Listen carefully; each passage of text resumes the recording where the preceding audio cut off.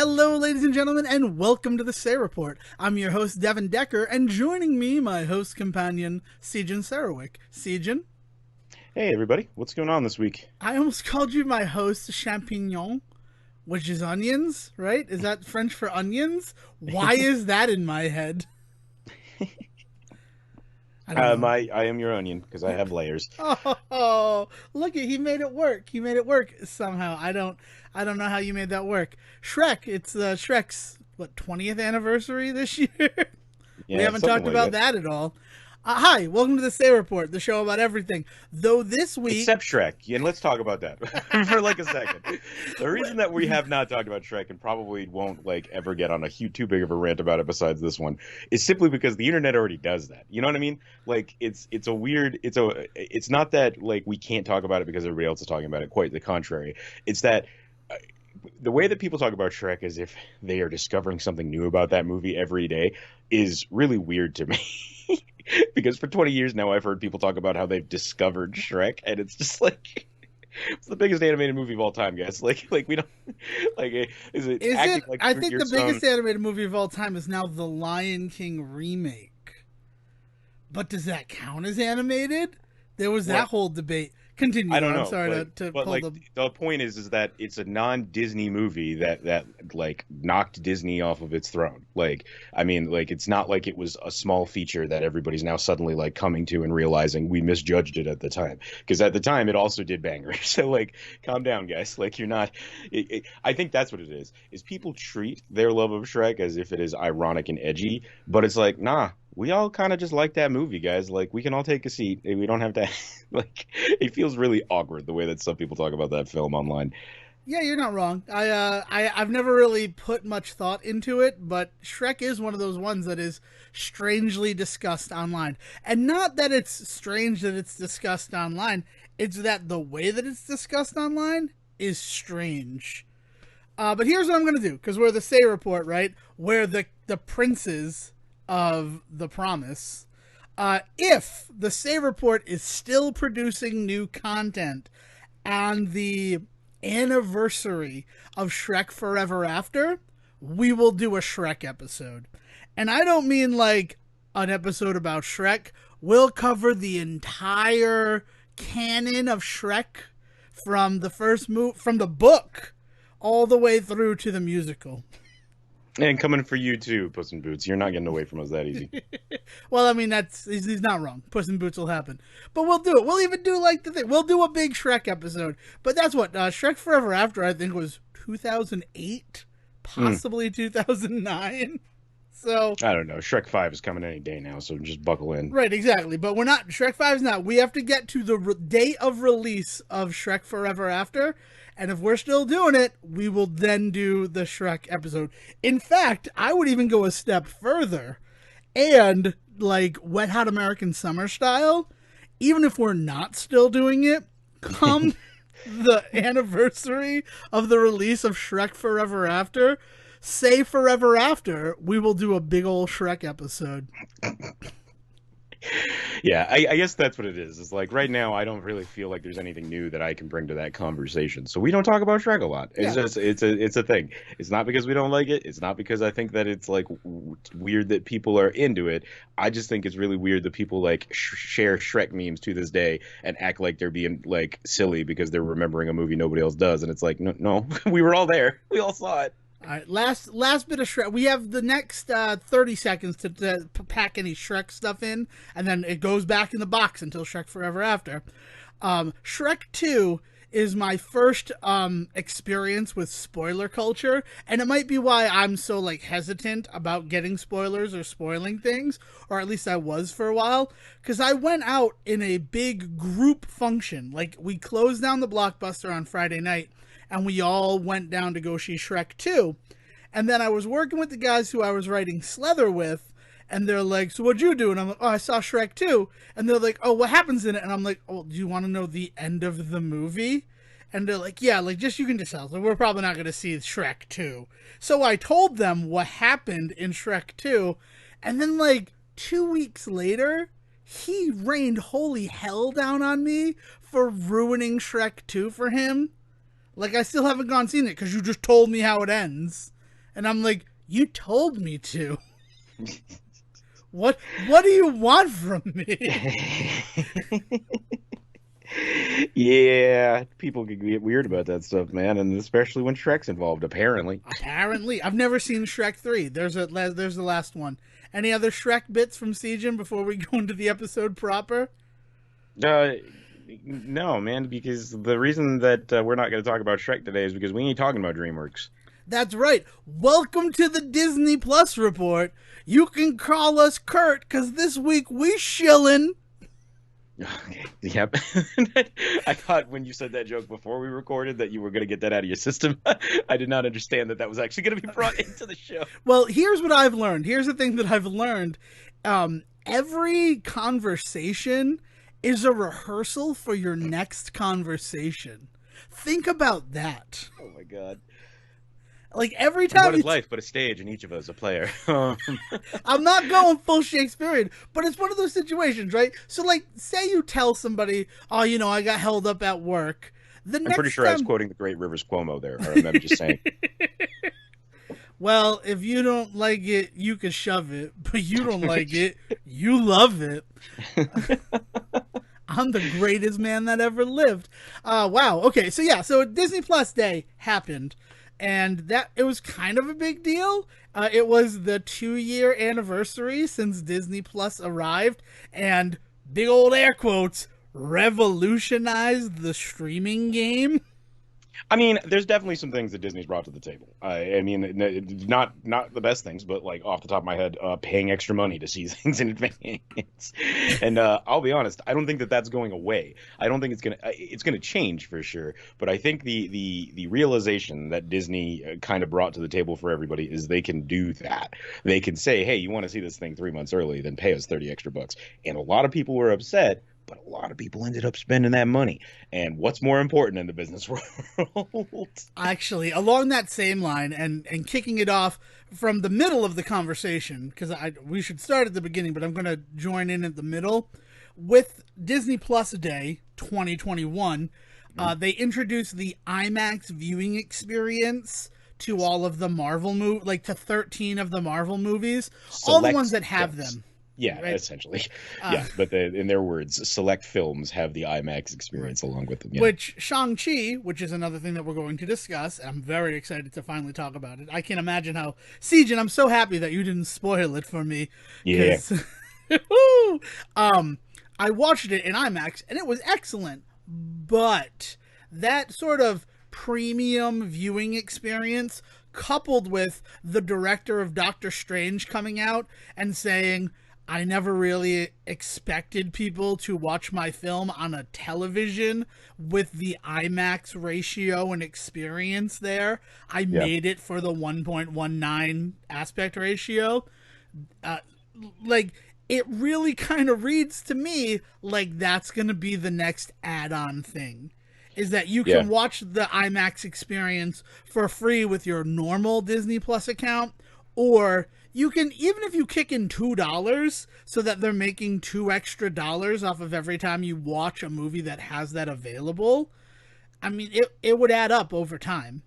And there are the people who would do exactly that just to enjoy it in that. So from me, from Devin Decker, here's a tip that can't be beat. Right now, if you have any desire to watch those 13 movies that now have the IMAX experience available at home, do it. Do it right now before they realize we can charge a premium for this. Yeah.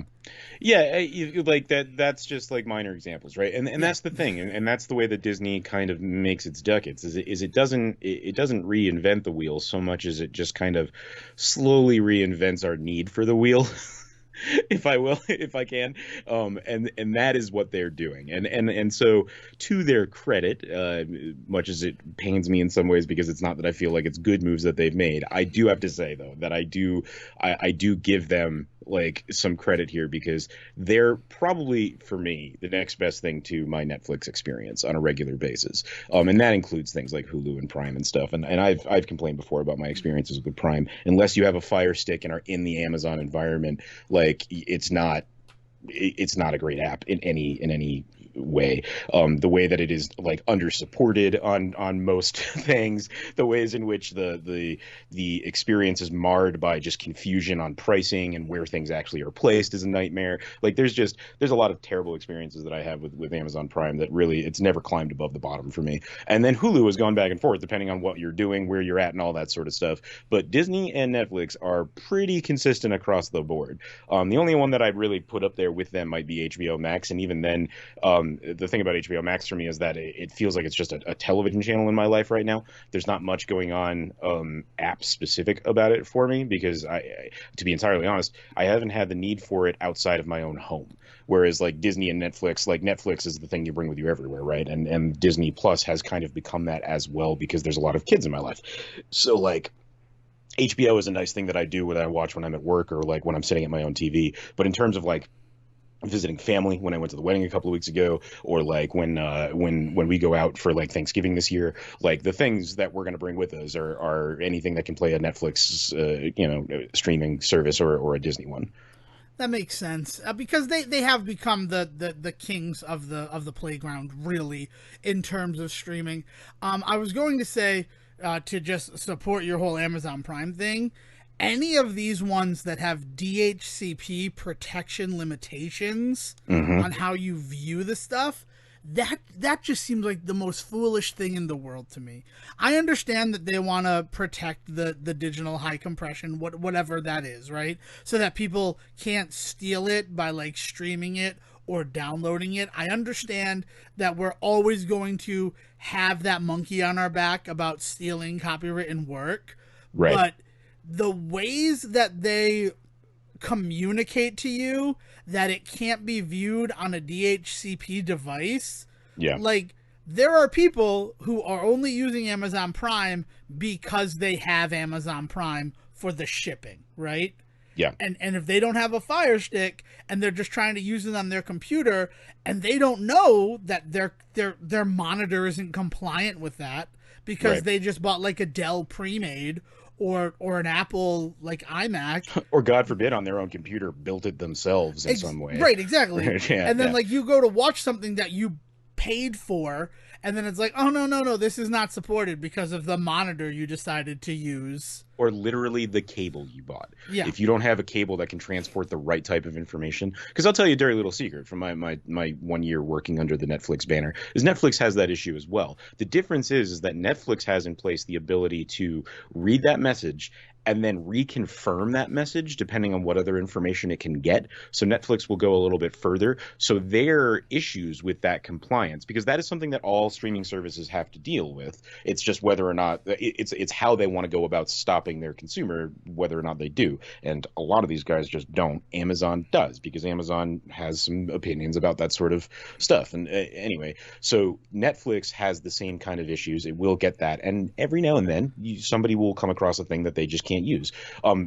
This is a really big example in countries outside of America. So for when I worked at Netflix, for instance, we would get a lot of calls about this from Canada, where they don't have certain devices. Like Roku is not huge, but what a lot of people do have is they have these systems that are built by smaller companies up there that are basically little Raspberry Pis that they just load a bunch of Android apps onto, and then you buy that, and it says on the box plays Netflix. So you plug it in, and then you go to play Netflix, and it's like, hey, you don't have the right to do this, and everybody's like, what the hell? And they call Netflix and they yell, but it's actually not Netflix. What Netflix has done is they determine that this device is not a compatible device, and then that message comes back to the Netflix servers, and then something in the Netflix servers, there's another algorithm in place to double check that, and it can do like 100 double checks on a device, and if it all comes back as a failure, sorry, you're not going to get to play the movie. But if even like one or two of them come through as okay, Netflix generally will just let the movie play or let the show play, so you don't hear about it so much on Netflix because that's their threshold. But the problem here is that Amazon is like monstrous about it, and that's where this conversation becomes really focused on Amazon, is because they're not the only ones doing this. They're the only ones that seem to care so much. It's not just that they're doing it. It's the fact that even when I know that my setup is good, right? Like I took the time to make sure that my setup was good. Back when I was doing like regular streaming of content, right? When I was doing Twitch stuff, I wanted to make sure that I complied with everything, because God forbid I do something stupid and then wind up in jail for it, right? Yeah, Like, for some dumb reason. You played right. Metallica in the background. No, I didn't play Metallica in the background. Someone drove by and my mic picked it up. Yeah, you're going to jail for 1,000 years. Lars Ulrich is going to make sure that you pay $2.4 million for that drive-by. Thank you. You're going off to Never Never Land. Um, but every time I start something on Amazon, I get this warning about, if this is a non-compliant device, then you're not going to be able to watch this. And I'm like, but it is a compliant device. We've done this dance so many times, Amazon. Like, Yeah. why are you scaring me? Every time it comes up, I'm like, dear God, they changed whatever they're doing, and I'm not going to be able to do what it is. And a lot of the times it's, I bought an Adam Sandler movie to watch to prepare for our other show, the Adam Sandler Cinematic Universe. So I'm like, I have work that I need to get done. This And on isn't top of like that, for fun. I just paid you money. It's not even Yeah. like it's a up in the air, I'm pretty sure I paid you this month conversation. I literally pressed a button that said, take my money. You took my money, and then you popped a message that said, hey, if you haven't paid for this, motherfucker, we just did this. Right. No, it's not even that. It's, I paid for it, and I have it in to put in the code. Like, I have a pin that I have to put in to do it, because I've bought too many movies accidentally by doing look at other options, and then that they take that to mean, oh, you just want the SD version. And I'm like, no, I don't. I just want to see what other versions are available. Mostly because it always defaults to HD on Amazon. And a lot of the times there's an Ultra HD version available, and I'm going to buy that. Because what comes with the Ultra HD is the HD and the standard definition. It's like when you get a trophy for difficulty in a video game. If you beat it on hard, most of the time you're getting normal and easy too. If I pay the extra $1 to get it on ultra high def, they also give me the HD and the SD, which means that I can still watch it no matter where I am. Yeah. No, I mean, that's another, that's Right. Amazon specific, right? I mean, again, to the point about Disney, right? Like, their whole thing with introducing the IMAX stuff is there's a whole write-up that you can find from Disney where they explain that, look, what we're going to do is we're going to by default show you the best version that's available. And if you don't want to watch that version for any reason, there's literally a versions tab that you click, and then you can pick the version you want to watch. So, like, it's laid out in that way, and like there's like that whole explanation from them. Granted, that was not on the app itself, but something separate, but they made sure to get out in front of it, at least for now. Maybe to your point, they'll probably, once they put that behind a paywall, then there'll be a whole other conversation. But then, the other thing is that to the point of Disney and their claim of being a kind of on top after 2 years in this, and it's hard to argue for me, is the mentality, right? We're talking about this whole thing with Amazon and the ways in which Amazon is like going to be really like slap you on the hand depending on the way you want to watch it and all that, and it's a business mentality difference between the two of them. Amazon is there to protect the stuff that's on it, and they want to make sure that they're getting their money in the meantime as well. Disney also wants to make sure it's getting its money in the meantime, but its theory is, let's get this to everybody, no questions asked. Well, and there's the difference where when you own that content versus when you're licensing that content for distribution. Because Disney is the ones that own everything on Disney except for Free Guy, right? Because the license to that was already bought by HBO before. Like, that whole story is very funny to me. Like, Free Guy won't be coming to Disney Plus until it's done with HBO. And it's like, well, good move, HBO, right? Yeah. Like, whatever lawyer did that should get a pat on the back. But you got to remember the thing about Free Guy is it's been in the works for 5-6 years. Yeah. Like, Free Guy is one of those weird movies that was already on the edge of getting shelved for eternity, and then COVID happened, so then it did get shelved, and then it came out because everybody blew the fuck up about wanting to watch more Ryan Reynolds just being weird. I think, honestly, what it was the Netflix movie that he did, Six Men Down, or Six, whatever that one is. Six Down, that we've talked about, that was literally unfinished. Like, there are straight up scenes in that movie where there's just green screens in the background, and people are just like, what? Like, they didn't even, and that movie still did fucking gangbusters for Netflix for the couple of weeks that it came out. So I think when that happened, I think the world just realized that they could just put fucking Ryan Reynolds reading the phone book on screen and people would pay money to see it. And so that was why we then got Free Guy. If that had not happened, Free Guy would still not be something we would, as a people, had seen yet. Yeah. I mean, it's more on the fact that it was in that hell for so long, but Hmm. someone at HBO's like, I think we're gonna hold on to it though. I think Yeah, we're still gonna hold. yeah. We're gonna keep this one active because this Ryan Reynolds guy, I feel like there's something there. Plus, for all the praise that we just gave Ryan Reynolds, he ain't the sexiest man in the world according to People Magazine. Not That's anymore. Paul Rudd. Yeah. Oh man. Okay, so yeah, so Disney is celebrating Disney Plus, right? 2 years of Right. Disney Plus, they've kind of proved their dominance in a lot of ways. I mean, we gush about it all the time, and so Devin's not lying. This next couple of hours here for our show is gonna be a lot of just kind of praising and excitement for Disney. So if that's not what you're in the mood for today, like here's your warning. Right. I mean, it's because it's one of those things where up the lead up to Disney Plus, we had so many questions Hmm. about how are they going to do this, right? Hmm. Are people really going to pay just to have access to that library? And the fact is, yeah, no, people are willing to pay for it. Yeah. And one of the other reasons why Disney is able to stay on top, as it were, is all of the content that you get. I think there's only been $1 price raise in the 2 years that it's existed. Which does suck. I mean, like let's not act like paying more money to these services is okay because it's only $1, but it is less than anybody else tends to raise their prices on a regular basis. You're not wrong, Yeah. but like yeah, for sure. There's a little bit more money, and honestly, people talked about when it came out how they couldn't believe how cheap it was to begin with, and like we've known that there was a possibility of a price raise for a while. The fact that it's only $1 is something to raise an eyebrow at. The other thing I want to say is just kind of as a side note is it sucks that we can't just be happy about a thing and not be seen as people that are just like suckers and shilling for a business. Like yes, Disney's evil. They do terrible shit. Not everything they make is 100% great. The end. But like that's okay. I could still be happy about the fact that we saw a lot of really cool stuff over the last 48 hours. Yeah, I mean, the thing is, the reason why it's the Disney Plus report this week, which again, they're not a sponsor, this is just a sharing it, is mostly because I didn't want to give them that 30 extra dollars to watch Shang-Chi and the Legend of the Ten Rings at home, or that 30 extra dollars to watch Jungle Cruise at home. So when they're like, we're going to drop them both on the anniversary of Disney Plus, come on down. I'm like, yo, I'm going to watch both of those movies and then we'll get to talk about them.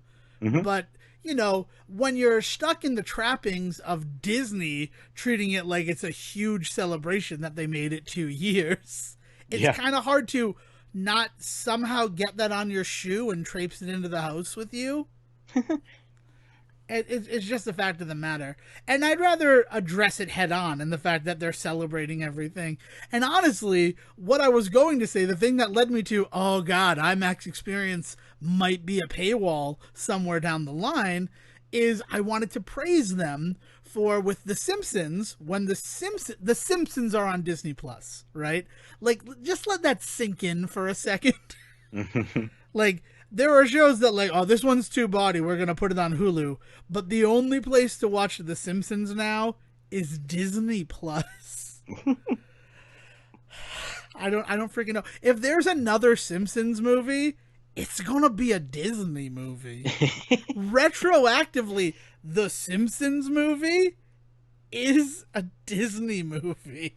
I mean, if you're going to consider Nightmare Before Christmas a Disney film, you have to consider The Simpsons movie a Disney film because it's practically the same deal. The Yeah. fact that it was made by another company and then Disney was like, "This is doing too good for me to be happy with," and spent a bunch of money to buy that company, and now they own the rights to it. So like now you go and you buy your Jack Skellingtons at Halloween, Christmas, Disney every year, and like it's almost beat for beat the same story with The Simpsons at this point. Yeah. I mean, are they shuttering? There's all that stuff at like Universal, like they have a Simpsons Land and they have the Spider-Man ride. Like those are, as far as I know, the Spider-Man ride is gone, right? Didn't that get shuttered?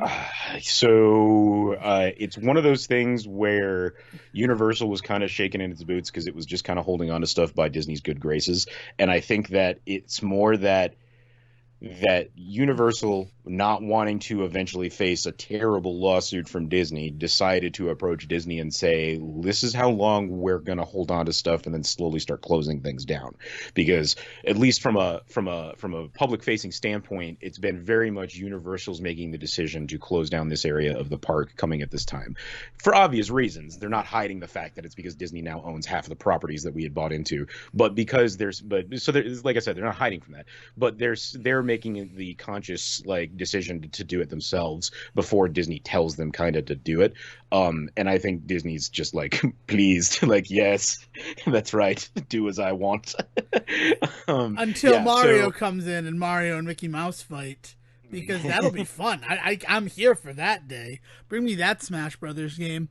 Hey man, you really want to watch a mind-blowing vid, you should watch the one that Game Theorists did on the way that Fortnite actually kind of rules them all, because of the ways that they have market share in countries that Disney can't even touch, and the fact that like Disney comes to them and is like, please put our Marvel characters in your Fortnites, and Fortnite is like, no, well, maybe Deadpool. Good point. I gotta tell you, in the entire realm of popular culture, Fortnite is the thing I know 1% about. Oh yeah, no, I know. That's kind of the whole. That's the framing device for their whole video, is like, as an American and maybe as like a 40-year-old that plays video games that doesn't pay much attention to like to newer trends in video games. We've kind of missed the boat on the fact that Fortnite is actually kind of bigger than Disney at this point, and so we should probably talk about that. Is like the whole like framing of the video. It's really interesting. But yeah, until there's a Fortnite Plus day, I don't think we really need to focus on Fortnite here. That's a good point. Yeah, I just wanted to be upfront and that. But we're a show about everything. Do we need to like maybe dip a toe into Fortnite and figure out what it's about? Yeah. As long as it's still that horde mode thing where you hang out with your friends, build a fort, and try and survive the night, right? That's what Fortnite still is. Isn't that what? Yeah, that's what the Kickstarter and the early access on Steam was, right? Yeah. Why wouldn't it be anything different? I love those kinds of games, so let's do it. Yeah. Yeah, it's like zombies, like Call of Duty Zombies, but we build the fort. Or like a Gears of War with fort building is really more what I think I really kind of wanted it to be. So I hope it's still that. Yeah, well, I guess we'll see. So Fortnite coming sometime soon to this Say report. Maybe we'll be skins, right? Hey, Fortnite, do a Devin Decker skin. There's some Zoomer out there screaming at us right now, and he doesn't even know why. Yeah, so Disney Plus Day was on Friday of last week. Yeah, it was November 12th. But my celebrations, the observation of Disney Plus Day for me, began on November 11th, where I took a pilgrimage to the set of Hocus Pocus 2. Yeah, man. Everybody's been telling me I got to get back to Rhode Island and go visit the set of Hocus Pocus 2. They filmed at the Little White Church across from the Rumford Towers that my grandmother used to live in. That's awesome. Yeah, man. That's for me, it was the Chase Farm up in Lincoln, and we left the house at 5 o'clock, knowing that like we have to get there early if we want to be able to walk around without security. I like because this is Rhode Island. I know a friend who knows a friend who knows a friend. I like know the people that own that farm. So my cousin Sasha, who I just went to the wedding for a couple of weeks ago, is actually friends with the people that own that place. She called up my mom and she was like, just go down and just tell them that you're with me. My mom's like, I don't want to go walk around a movie set that they're about to burn down. I don't know. My mom said she was Kathy to Jimmy, and we got VIP treatment the whole time. Nice. But yeah, so we got to walk around, and that was fun. And then, we came home, and it was a normal day. And then 9 a.m. Well, no, that's not true, because I woke up and I finally constructed my Abomination figure that I've been sitting on. It's the Gamerverse Abomination. And I had that way for a while because let me tell you a story about characters nobody knows about. Those Marvel Legends will sell for $5 someday. So don't freak out. Do you know who Rage is? Is Rage a Marvel character you're familiar with? No. I would have to maybe see the character to even like kind of what is their concept? Like, are they an X-Men? Do they have a mutant ability? Are they just is it just Ben Stiller from Mystery Men? To use DC terminology, I believe you'd call him a metahuman. He'd be in the same realm as like Daredevil. He's that 90s extreme comics zone, right? which is like my bread and butter. So Okay. Yep. Thunderstrike and Sleepwalker, Darkhawk, he's along those lines of characters. And what Rage is he is a 13-year-old boy who is doused in chemicals and then overnight ages up to look like a full-grown man. So he just looks like a full-grown, muscle-bound man, but he still has the mind of a 13-year-old. So he's a muscle-bound man going through puberty, hence where his rage comes from. Got it. Basically. Well, I think his rage comes from his grandmother says, "You should use your powers for good." I think Ernie is his name. And so he goes and he tries to join the Avengers, which is my favorite thing about the Marvel comics, is that, oh, I got superpowers. I'm going to go to the Avengers and, hi, I'd like to be an Avenger. Yeah, and then depending on who's babysitting that week, it becomes your daddy for the rest of your time at the Avengers, for sure. Exactly. And so for Rage, it's Captain America, and he's all on board. He's like, look at what you can do. It's very reminiscent of mine. I'd like to help guide you through this journey. But being a genius, he doesn't reveal the fact that he's only 13 years old, but looks like a grown man. And then when it comes out, Captain America is very mad at him about lying about it. Okay. All right. But, so there's a little bit of Shazam going on here too. Yeah, okay. It's an interesting, it's that 90s thing where it's sort of well-worn characters. I mean, everybody that I mentioned, Rage is sort of a Shazam sort of thing, except he doesn't have the ability to revert back to Billy Batson. Sleepwalker is just Sandman. Sandman. I don't know why I said Sandman. Sandman. To the point that the marketing for Sleepwalker is Marvel's answer to DC, Marvel's answer to Sandman. Nuff said, and it's just like, what does that even fucking mean? And it's not.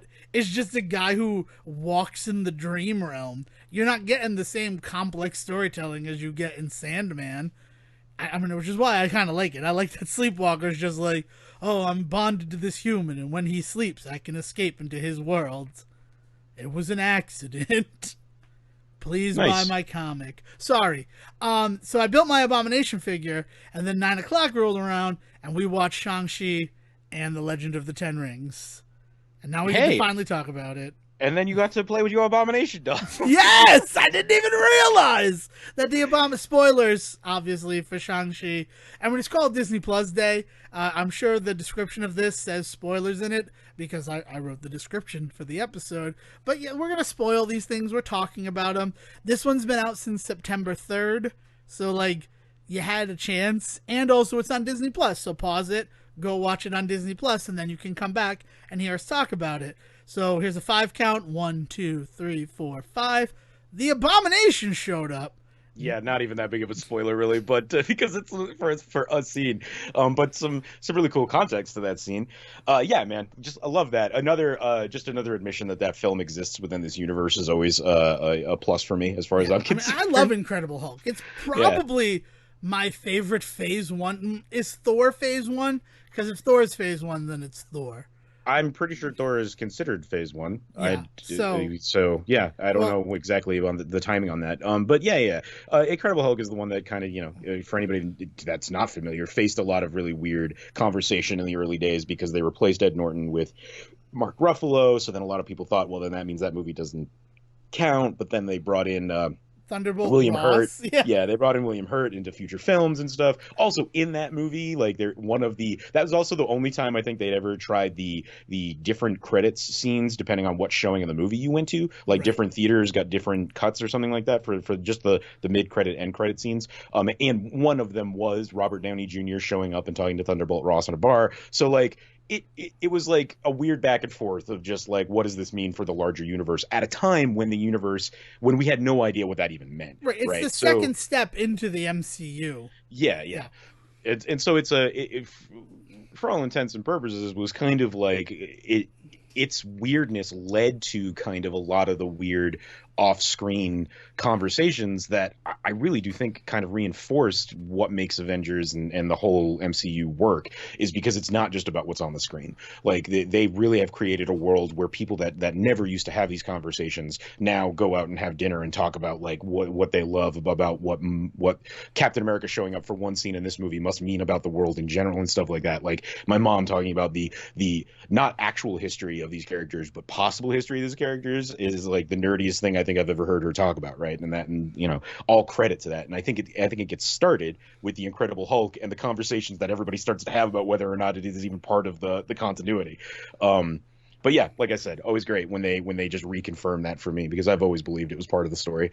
I mean, the weird thing about it though is that he doesn't look like the Abomination looked in Incredible Hulk. He looks like a much better CGI than that one did. Well, he Like, didn't have the amphibian ears in that one. stuff, So he had the ears and he was green instead of yellow. I mean, you're wrong. CGI comes along. For me, the way that I rationalized it is that the mutation continued and then eventually stabilized to make him look like the Abomination that we know from the continuity, which would make a lot of sense when you consider the, like, bone spurs that are coming out of him in the Incredible Hulk. Those are unpleasant. And also, I mean, the best part when him and Wong are just like talking and hanging out. Also, Wong shows up. Big high five scene for Wong. I love Wong. And I really love that Wong is such like a big part of the MCU Avengers, when in the comic books he fucking hates them. He's like, I want nothing to do with those people. We didn't need them before. We don't really need them now. Well, and to their credit with him in the movies, I think his attitude is generally the same. It's not nearly as aggressive, but I think his feelings about Strange spending too much time with these other people is, I think, something that he does feel. I think that there's certain. I think Wong. I think what it is that Wong in the MCU is so great because of the ways in which he treats everybody equally. So there are some Avengers that he's perfectly happy speaking with. I have no doubt that the scene we see later, again, spoilers for this, but the scene that we then see later with him and talking to Bruce and talking to Carol, right, is like, those are the ones he likes. Those are the ones he often has conversations with.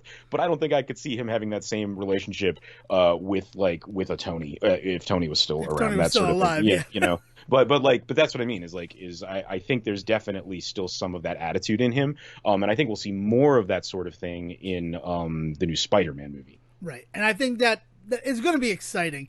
But you're not wrong. Having Bruce there makes sense because right from the go in Infinity War, Bruce and like Stephen Strange respected Bruce Banner. Like he's like, oh yeah, no, I know who you are and I respect you. So like for Wong, it's not the Hulk of it all, it's the man of it all, which might also explain why in that moment talking to Wong, he's willing to be in a more human looking form for Wong's benefit. Like, so the other thing to think about on that scene, and this is more kind of to Shang-Chi at large, is I also really enjoy, this is the mid-credit scene for anybody that hasn't watched it yet but is still listening. There's a mid-credit scene that features Shang-Chi and Katie with Wong talking to Carol and Bruce, right? And the setup for the conversation there that we don't see is actually the more interesting thing to me, because Carol and Bruce are two characters where a large part of their stories are control. For Bruce, it's the idea of him and the control issues he has with it himself. For Carol, so far in the MCU, the story has been like we've not seen her not struggling with the idea of the control of the what's the group that the Kree. Jude Law, the Kree, like is it the Kree that it's put the over Kree. her? Yeah. Okay. Oh, it's the Skrulls that she's. She's friends with the Skrulls. She's friends they with the Skrulls, they right. flipped that, which is Right. exciting for something like Secret Invasion, but again, getting ahead of ourselves. So the idea that she has struggled with the idea that control other people have put over her, and I think control is a huge part of the story for Shang-Chi because of the control that he has, that his father has over him, even when he's no longer with his father, the ways in which he's kind of been limiting himself because he does not want to tap into his father's rage and things like that. There's so much much about the ways that his powers, Shang-Chi's powers, are going to be so hindered on, like, by his own kind of concepts of control, that having the two of them be kind of his go-to Avengers, like, His Avenger surrogates. parents. Like his mom and dad in the Avengers universe. Like, it is such a cool move. Like, it was such a smart move that they're the two that are there. Right. But it also is a smart move outside of the Shang-Chi of it all, that, like, that's who Wong would go to and trust. Because Bruce, he met him as Bruce Banner and respected him kind of from go. But then if you're talking space stuff, he's not going to call up the Guardians of the Galaxy or Right. It's not Thor. He's Yeah. going to contact Carol Danvers, which is also a really interesting thing, because I don't think that he would call up War Machine. I feel like he would be nowhere near the speed dial, but Carol Danvers is still sort of military minded in terms of things. And I think that that military affiliation, that I can't think of his name, and I'm very upset about it. That War Machine's like civilian name. Oh, I just want to. Yeah. Okay. Give me 1 second. I'll pull it You up. just want to say Don Cheadle, because that's who plays him now, and we don't. He's never been played by anybody else. Big wink to the screen. But I think that his affiliation and his connection to the military is what would turn Wong off to dealing with him. Where, like, someone like Carol, what? Rhodey, yeah, James Rhodes. James Rhodes. Somebody like Carol. Well, and to that conversation, right? Like, the military mindedness and the ways in which, like, Carol still is always going to have that be an element to her, and the anti-authoritativeness of Bruce, right? Like, that those opposing. So it's kind of it becomes one of those, like, those Abe Lincoln-esque quotes of, like, surround yourselves with different mindsets, right? Like, that idea that he respects both of them, and I think part of the reason that having them both in the room is because they both come from very different backgrounds in that case. Exactly. Right. And you don't want to fill your room up with a bunch of Spider-Men, which is sort of the base type of character in the MCU, weirdly enough. Like, I have powers and I want to be a hero. Okay. Cool. Yeah. So that's just really fun. So that's all set dressing stuff, right? Like, let's talk about the fucking movie, because this movie is so much fun. It's all right. So right from the get, what I want to talk about is the fact that it's not in English until 10 minutes into the movie. And I have to imagine that upset some people, but only because it upset my father. He didn't want to read a movie. He fell asleep, and then he woke up and he's like, I have no idea what's going on. This is an awful movie.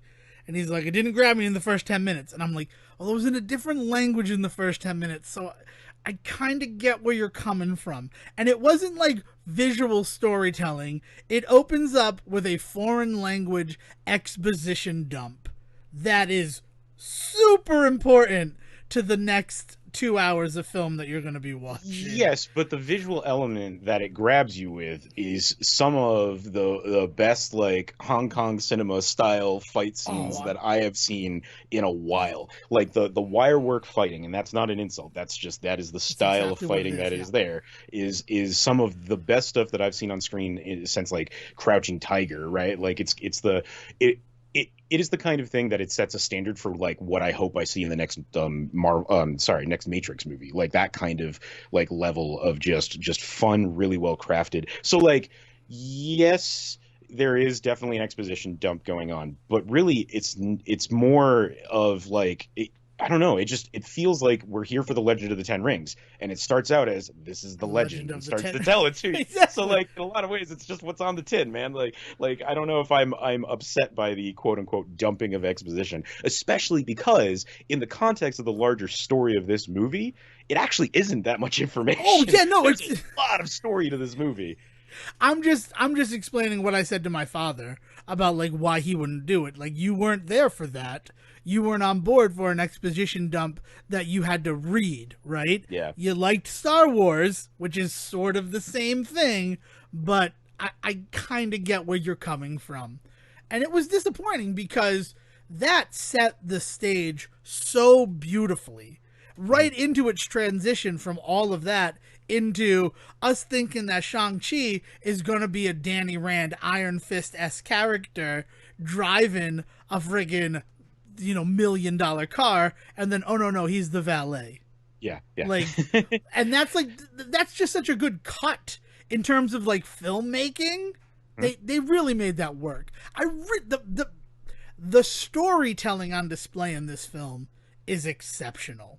The showing that I loved it. It's probably my favorite Marvel movie ever. And I know that's weird to say. No, man, but because it captures that magic that you felt when you saw Iron Man, where for me it was this idea of like I am tangentially familiar with this. I have some concepts in my head that I would love to see. I have some concepts in my head that are probably wrong, and I'd love them to be like completely thrown out. It does all of that like really good, like early Marvel. Like it felt like a Phase One movie. It does that really good Phase One Marvel storytelling, but at the same time, it elevates all of that. So I think that it's a fair criticism to say that this movie is structured in a tropey way. Like I think a lot of people who had anything negative to say about it, and nobody I know has had anything completely down to say about it, other than that just they felt like it is a Marvel movie through and through. Like it seems to be like the thing that they fall back to, and I'm just like, yeah, right, yeah. That's like saying you watched a Spielberg movie and you really wish it wasn't so Spielbergy. Well, then don't watch a Spielberg film. that one's kind of on you. When you didn't like Jaws, why did you think Jurassic Park was going to be any different? Well, and I think there is a sect of people that are moviegoers that are not necessarily Marvel moviegoers, but it's not that they don't like Marvel movies. And from that particular type of audience, the thing that I have heard since Endgame is good. Now Marvel can try something different. And I'm just like, why? Why would they? I understand after Endgame saying, okay, I don't need another Marvel movie in my life. And I have people like that. I have in this house, like my girlfriend is very much just like, yeah, I don't know if I really need to see this one. I get it. Like Marvel's fun, but like I'm we watched Endgame. I'm good. And she did not make an effort to go and see like Spider-Man or this one or anything like that. That's just not her bag. And like, I could totally respect that. But the person that pays money to go to Shang-Chi and then walks out of it and goes, fuck that movie, it's just another Marvel movie, it's just like, welcome to the party, I guess. I don't know what to tell you. But it is there, right? Like you have all of those tropey ass elements of like the discovery of power, the holding back of power, the realization of letting go, like all of that you have your Jesus moment where he dies at the end and then comes back more powerful than ever. Like that's just all, it's all there, But for me, it's that comfort food, right? But this movie is a movie of comfort food made by a cook I've never eaten from before, and it is delicious every step of the way. Yeah, it's the same ingredients, but it's kind of a new recipe. Where it worked for me, because I understand that sentiment after Endgame that like now they can do something different, and really what I take that to mean is they're not beholden to some big story Bible. Everything is not going to be feeding into the eventual, Infinity Gauntlet of it all.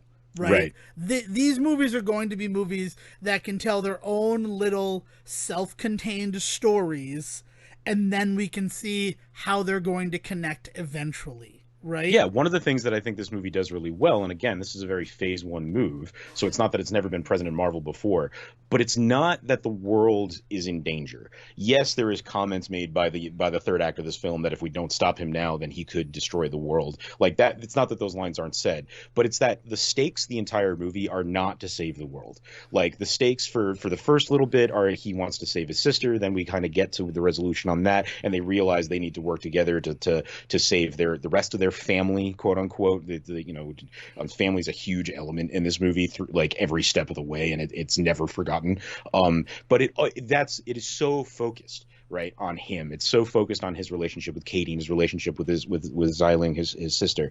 Like there's so much focus on the character and the personal like stakes that like every movie in Phase 3 of Marvel was just like, oh my god, the world is about to destroy, the universe is on fire, there's aliens that are going to come and we're going to wipe out half the known universe. Like it's just so big, it becomes so mind-bogglingly like hard to care about the stakes when they're that big in a lot of ways. and this can't be new criticism for people to hear, right? Like the idea that after a while the world's been saved so many times you become numb to it is definitely an issue that they were facing, and this movie dials that back so much, like so quickly. Right. I mean, it's another world that's in peril in that third act, right? Yeah, it's And not even then our the world, only right? time it comes to our world is that, like, and if we die here, right, if we can't hold them to our universe, then your world and every other world could fall. But the Hmm. one that is really on the line is Ta Lo, Yeah. that world that Shang-Chi's mother comes from, and that's really cool. Like, it's Yeah, great that it's it's like really cool. sort of smaller storytelling, and it's great that they're able to do it. Because I Hmm. remember when we saw Rise of the Silver Surfer, right? Fantastic Four 2. Is it Rise of the Silver Surfer? That's the subtitle.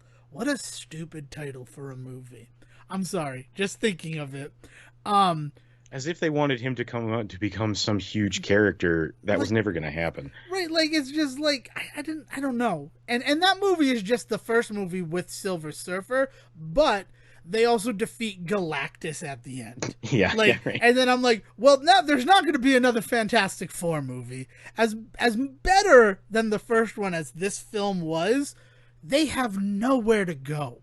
Right. And it's not one of those situations where, we can just do a standalone thing a movie and he's trying to save an orphanage somewhere. You Hmm. go to a Fantastic Four movie to see the Fantastic Four. Yeah. And really, the only iconic, well known story that hadn't been handled after those first two movies was Namor. And Yeah. honestly, that should have been the second movie, right? Yeah, yeah, yeah. Especially when if Reed and Sue are gonna get married in Rise of the Silver Surfer, Hmm. you have the second movie be that one where she like questions her feelings and then has a strange attraction to this Atlantean stranger. Yeah, Like, and then to flip that coin, one of the reasons that the Deadpool movies get as much praise as they are is because they quote unquote break the Marvel formula, and you know that a large part of that is because of how personally focused both of those movies are. mhm. It's not about saving the world in either of those movies, even though part of it is Cable coming back in the second movie. It's never for Deadpool. It's not about saving the world, right? It literally the second movie is actually him saying, "Fuck the world, I'm gonna try and save this one kid," right? And it becomes a much more palatable story because of that. So yeah, and when people talk about Deadpool breaking the formula, that there it is, right? Or if you talk about Fantastic Four breaking their own their own film franchise because they were so adherent to the formula, like they screwed themselves out of any potential future threats by basically ending all future threats in that movie. Yeah. Yeah, it's interesting. So it's nice to see that the MCU learned the lessons Hmm. from the films that came before it, both Hmm. the good and the bad, and are Um, so far navigating it. Now again, Eternals has been out for 1 week, right? The 5th to the 12th. So there's been a week of the Eternals. Have you seen it? Do you know anything about it? So I have not seen it yet. Part of that time it was out, I was still sick, and I Yeah. don't want to like go sit in a movie theater and have people listen to me coughing, even though I may not be contagious anymore. And what I had was not COVID. Now is probably not the best time to go hack it up in a movie theater for 2 hours with people sitting around you, right? Like out of respect for them. So, so I didn't go see it in its first week of being out. No. With that it being said, I already have plans this week to go and grab a beer and see it at the movie theater where you can like get chicken wings and beer while you watch it. Because from my understanding of that movie, I do have a lot of friends that have gone and seen it. That is the way to watch that film because it is otherwise uh, a weird experience, shall we say. I can't talk too much about it without having seen it, but I have some friends that just outright hated it. I have some friends that just like gushingly loved it. But all in all, the consensus seems to be that like it's a movie you just gotta kind of just like strap in for and let happen because there's a lot of weirdness to that film. My Eternals connection is it's gonna kill the Marvel Legends toy line, and that's disappointing. But Is it really? go to any store, literally any store, and currently we're in a shortage of goods, right? Like we're currently in this big goods shortage. There will be a full assortment of the Eternals on the pegs at any store you go to. Yeah, yeah, And it's yeah. just It's like, and the thing is that because things are getting back to it. Like Shang-Chi, they released those figures in April of this year. I Yeah. don't know why they did that, and they didn't buy a bunch of them, so there was demand for them, but because they ordered like a case a store, and those Yeah. cases sold because people wanted them, and it was new product on the shelf, and whatever other reasons. So then they're like, oh, for the next Marvel movie, we're going to order, and we're going to order a bunch of them. And they're not moving because the movie is not connecting with people in the I need a plastic representation of this on my desk sense. Yeah, like I don't know. I've like I said, I've got family and friends that have seen it that have had opinions about it all over the map. It does not seem to be universally praised or hated, though, for that matter. I mean, like, I think if you check Rotten Tomatoes right now, I think it's sitting at like a 65%, Yeah. which is not by any means a bad movie. It's just not what you expect from a Marvel film to be doing, right? Yeah, it'll be a weird one for us to talk about, especially in this context of the formula and stuff, because one of the big things that I understand about it is that it is it is impossible for it to really follow the formula of a Marvel movie because of the time span of which it takes place in. But at the same time, there's so many moments when the movie is like a slave to the formula, and that is where the disconnect comes from for the people that feel disconnected from it. So just in this conversation about formula, the way that will work on a movie that spans literal centuries of filming, of storytelling, will be weird. That being said, here we are looking at Shang-Chi, and this does take place. Now the way that they frame that is that this character, it takes place in a matter of a few days. The story takes place in a matter of a few days. His part of the story has only been 20, 30 years, right? He's only like 24 in this movie, right? Isn't that the I would imagine so because he's known Katie for 1996 is 10 when, years. He right? leaves when he's 14. So one would imagine that if he leaves at 14, it's 2024 in the movie. Okay. So if it's 1996, but then, and this is something that I've been racking my brain with in terms of the Shang-Chi of it all, I don't think that any of the characters that we see in this movie got snapped away. Yeah, Or it'd be hard pressed to determine who was and who wasn't. I don't think Katie and Shang were. Like, I'm pretty sure that they were still here, because I think that if either one of them or if both of them had been snapped away and then came back, that would have been mentioned for the two of them specifically.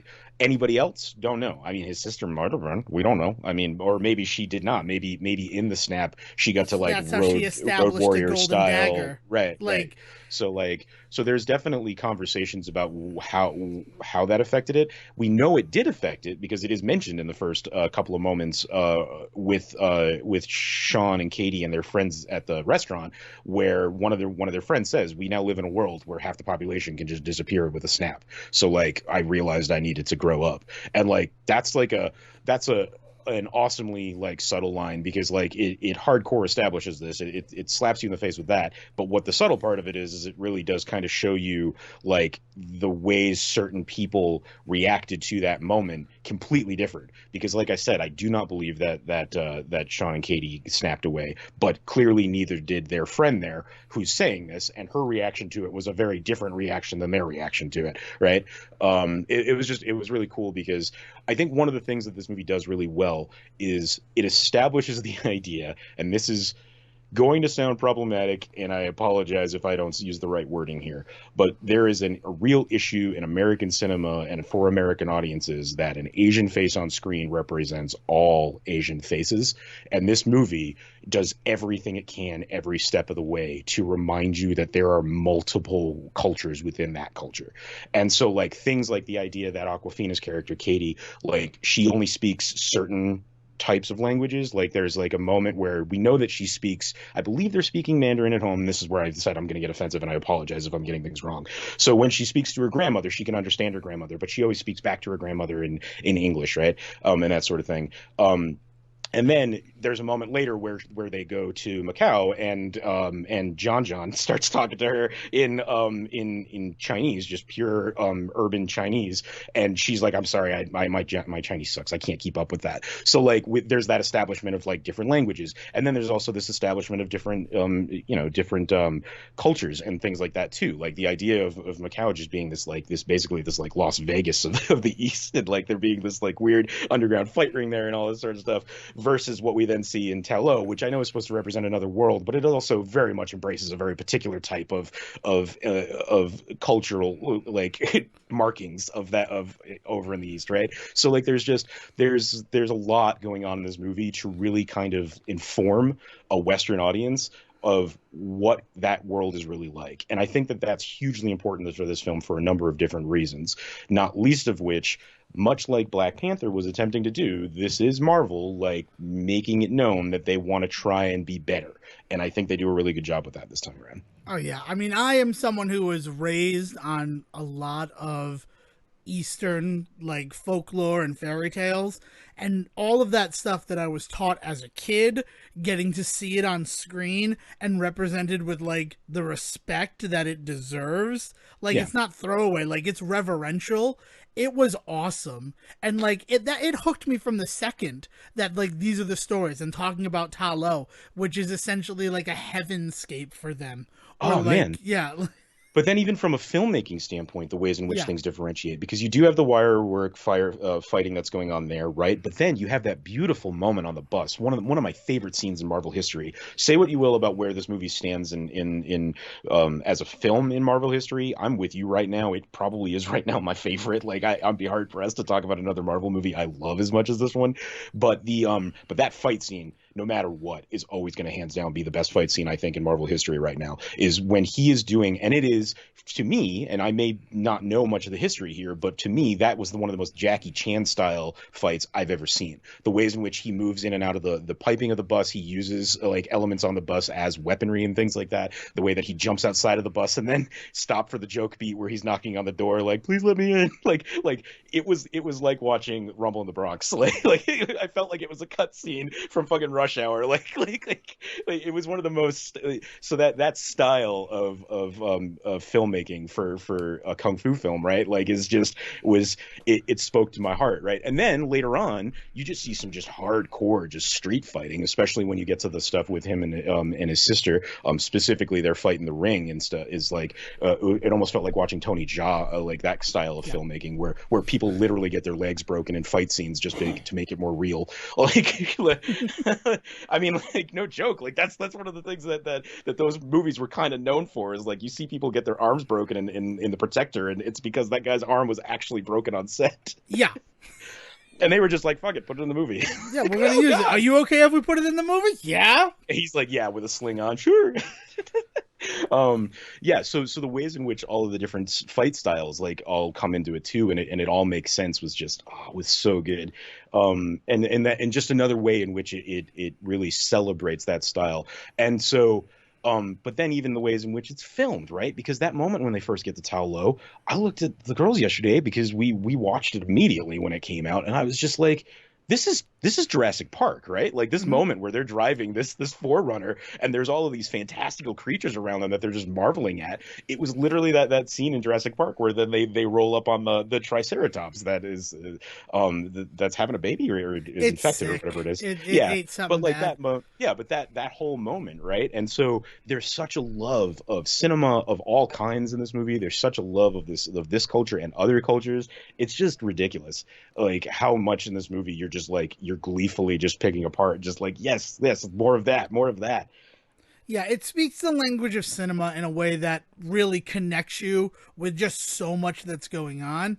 But you bringing up the bus fight, that bus fight is going to be really the airport fight going forward. It's the thing that all fights are going to be compared against. And that's not fair because it's a very specific type of fight. Like, it's very much aping a certain type of cinema, but I still think that people are going to be referring any big fight scene like that to it. And that is why, hopefully, the fight choreography on display in something like Shang-Chi, I hope that it elevates fight choreography going forward for the entire MCU. Hmm. Because if you're capable of doing it here, right, then I want the fights to look this good, right? It was so engaging, right? Even my mother, who whenever we watch this stuff, she gets tired during the fight scenes Yeah. because of the beauty of the choreography. She was engaged with it. Yeah. And like, there you go. There's a holdout, because my mother will watch these movies, but she doesn't like the fight stuff because it all feels the same. So then when you reinvent the wheel with something like Shang-Chi, that's what she's going to be hoping for going forward. Yeah. Right? Yeah. And even someone like me who, like, I'm not really there for the fights. The fights are like kind of cool spectacle moments, or you can do some like fun things on screen. They're your splash pages, they're your 2-page like blow up sequences. Even I am like, well, now I have a new standard that I want in these movies, right? If you're gonna keep me coming back for more. And I don't know, like Black Widow did a really good job with how it elevated the choreography in one way, and then Shang-Chi doing the same thing. And I just want to see that continue to move forward in the MCU. They should never rest on their laurels. They should never look back at the airport fight and go, there, we did it, we don't ever have to do anything more than that. Like, because that's what's going to make the movie stale to me. And they're already stale to some people. As I said, Yeah. there's a lot of people out there that after Endgame were just like, I don't want another Marvel movie in the same formula. And that is what it is. But that's what they're speaking to, is that the it feels stale when we've seen it before. And like you're saying, they need to just keep elevating every movie, and this movie does it. Right. And I mean, in terms of stale, my mother said it, she's not wrong. Beginning with something like Black Panther really had that sort of fantasy vibe, the two armies rush at each other moment with the Water Tribe, and I don't know who they were attacking Wakanda from But the the Northmen, outside. essentially. Right, Yeah. and then in Infinity War, it is Thanos' forces attacking Wakanda. And then in Endgame, it is Thanos' forces attacking all of the Avengers. Right, It's right. like the same fight happens 3 times in a row. And And even that in fight, this movie, in Shang-Chi, they yeah. do it again. Yeah, but where that fight, for all intents and purposes, is the Battle of Five Armies from Lord of the Rings. Right. Like that's what the fight that you're referring to is all of them are referencing that fight. That fight, exactly. Yeah, And and the fact that, like, that's the last that's 4 movies of the last 6 that I can think of, like, they're doing the Battle of the Five Armies of it all, which becomes important considering there was a movie just based on the Battle of the Five Armies, right? I never saw the third Hobbit movie because I never saw the first 2, but I mean, the third one is just called the Battle of the Five Armies, and it feels like that's probably what the movie was about. I don't know. Do you know? Did you see that movie? Yeah, no, that's what I was actually referring to. I said Lord of Okay. the Rings, but I meant, like, No, what I no, no. mean is That's Peter Jackson's bringing a bunch of fantasy guys together on a field, an unnamed field, that they all then run down mountains at each other. Somehow they're all on a field flat looking at each other, and then the next moment they're all running down mountainsides looking at each other. Yeah, like that is all straight up from that. And again, it was celebrated and praised at the time when it happened, because people were just like, oh yeah, this is how it looked in my head when I read it in the books. And then because of that, going forward, anytime you had a giant fantasy battle, Star Wars, like that's all they would do, is they would just look at that and do it that way. So like that became the stock standard, right? And that's exactly what we're talking about, is like you can't depend on stock standard if you're going to be Marvel continuing to make Marvel movies. Other people are going to be able to get away with it. We're going to see little films here or there that do that, and because they're referencing like the battle scene in Endgame, people are going to be like, oh, it's just like Endgame, I love it. But if Marvel ever does it again, they're going to be like, oh, it's just like Endgame, those losers. Like, right. yeah. And they kind of do it with this movie, where they try to do it a little bit, but it then devolves into such a small one-on-one conflict that, like, it sort of felt like we're putting this concept to bed. Of course, Well, I and could sound like a complete idiot, right? That could be but what happens in Eternals, but but the bigger, well, right, that's yeah, a whole other yeah, conversation. Is you got to remember, the thing that people have to remember is, even though Eternals came out after Shang-Chi, it's the kind of thing where those movies are being developed side by side. If you want to see progress in Marvel films, don't look at three movies in the same year. Look at the movies that are coming out 2 or 3 years from now to see what they learned from these movies. That's the first thing I'll say to that. The second thing is that, to the idea that Black Panther did this and they do this here, and this is Marvel saying, look, we're trying to be better. There is elements in that be better conversation that are both, we need to make movies differently so that we can bring in people, of otherness, color, sex, race, all that sort of stuff like that. Like, that needs to happen. But to that point, we also then need to give those others these moments that we were willing to give these white men. It's one of the things about Endgame that gets critiqued that I disagree with, where people get really crappy about the female power hour moment. And, like, yes, it's tropey. I'm not going to say that it's not tropey, but the people that get mad that it's tropey, that makes no sense to me, because it's tropey because we usually see a bunch of like 40-year-old white dudes doing it. So the fact that we got to see just a range of female characters throughout this universe come together and they be given that moment, that's awesome, because of the fact that they get to be in on the trope. And, like, and people can call it pandering, yes, but it's the first time that they ever pandered to that particular audience. They pandered to white nerds for what, a decade beforehand, and nobody ever called them out for pandering whenever the Avengers did it. But the second that you get a bunch of female characters that do it, everybody throws their hands up and goes, "Oh, look at that!" No, screw that. They deserve that moment. They deserve that moment of pandering, because we don't do that for those audiences enough. So that moment that you see in Shang-Chi, that moment that you see in Black Panther, getting to see that on screen, you can sit back as a moviegoer and say, well, we've seen fights like this before, but you haven't, because you haven't seen those kinds of faces in those fights before. And that's the cool part. And so that moment when it happens in this, it is referential, and it is important that it happens, because it is a type of people on screen doing that having that moment that Marvel has never given the opportunity to before. And I think you're right that it is so quickly wrapped up and moved on from, that it does feel like they're saying, okay, we did that thing, we don't need to keep doing that. And I think that's the right way to handle it, because that's when when you wallow in it and you celebrate yourself for doing it, that's when it becomes gross again. And they don't do that. They don't pat themselves on the back for giving Asian people this moment on screen. They do it because they've done it for all of these other types of people before, and they owe it to this particular group to show that they're willing to do it here too. But then they move on from it and they move on to the next thing, which is, I think, in my opinion, the best way they could probably handle something like that, right? right. I agree, and that whole scene in Endgame, it completely changed for me when my mother, like, that meant something to her, because she never got to have female heroes, and that whole sequence spoke to her, and Right. that was awesome to hear her talk about it. And I'm like, yeah, that wasn't for me, and I get that wasn't for me. It could also be Yeah, for you, though, right? Like, it right, doesn't have to be an exactly, exclusionary thing, though, right? right. You gotta be careful with the words that you use when you talk about Well, it, I because guess there's too many the people out there that saw that and felt like, oh, they were doing that for a specific people, screw that. And they were like, no, they were doing it for everybody, but they were doing it with a specific type of people, and that's the part that rubs you the wrong way. You got to examine that yourself. yeah. Like, you really got to think about that. No, when I say me, I don't mean the royal me. I mean it wasn't for Devin Decker. Mhm. Like, and that could be a whole other factor based on the types of things that I take in, the heroes that I am already, like, a proud supporter of. You're right. It's that critique of it that then becomes kind of dicey. And, Right. like, why are you critiquing it? Why does this bother you so?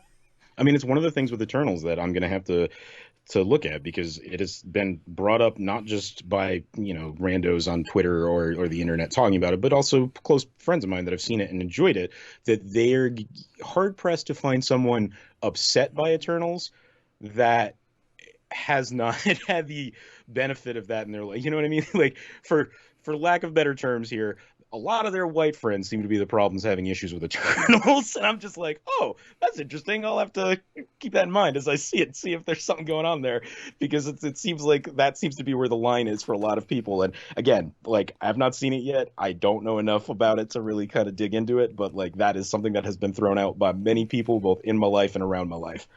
Well, as a comics fan, the Eternals are such a weird thing to do, because talking earlier about like Rage being the Billy Batson of the Marvel universe, the Eternals are just the new gods, Yeah. and they come out 6 years after the new gods with DC. And it was Jack Kirby saying, well, if you're not interested in these characters, DC, I'll give them to Marvel, right? Yeah. He's out Yeah. there doing that. He completely used it as a way to leverage deeper usage of the new gods in DC properties. Yeah. Like that's all it was a move by Jack Kirby. And I mean, we love Jack Kirby on this show. I don't think there's any secret of that.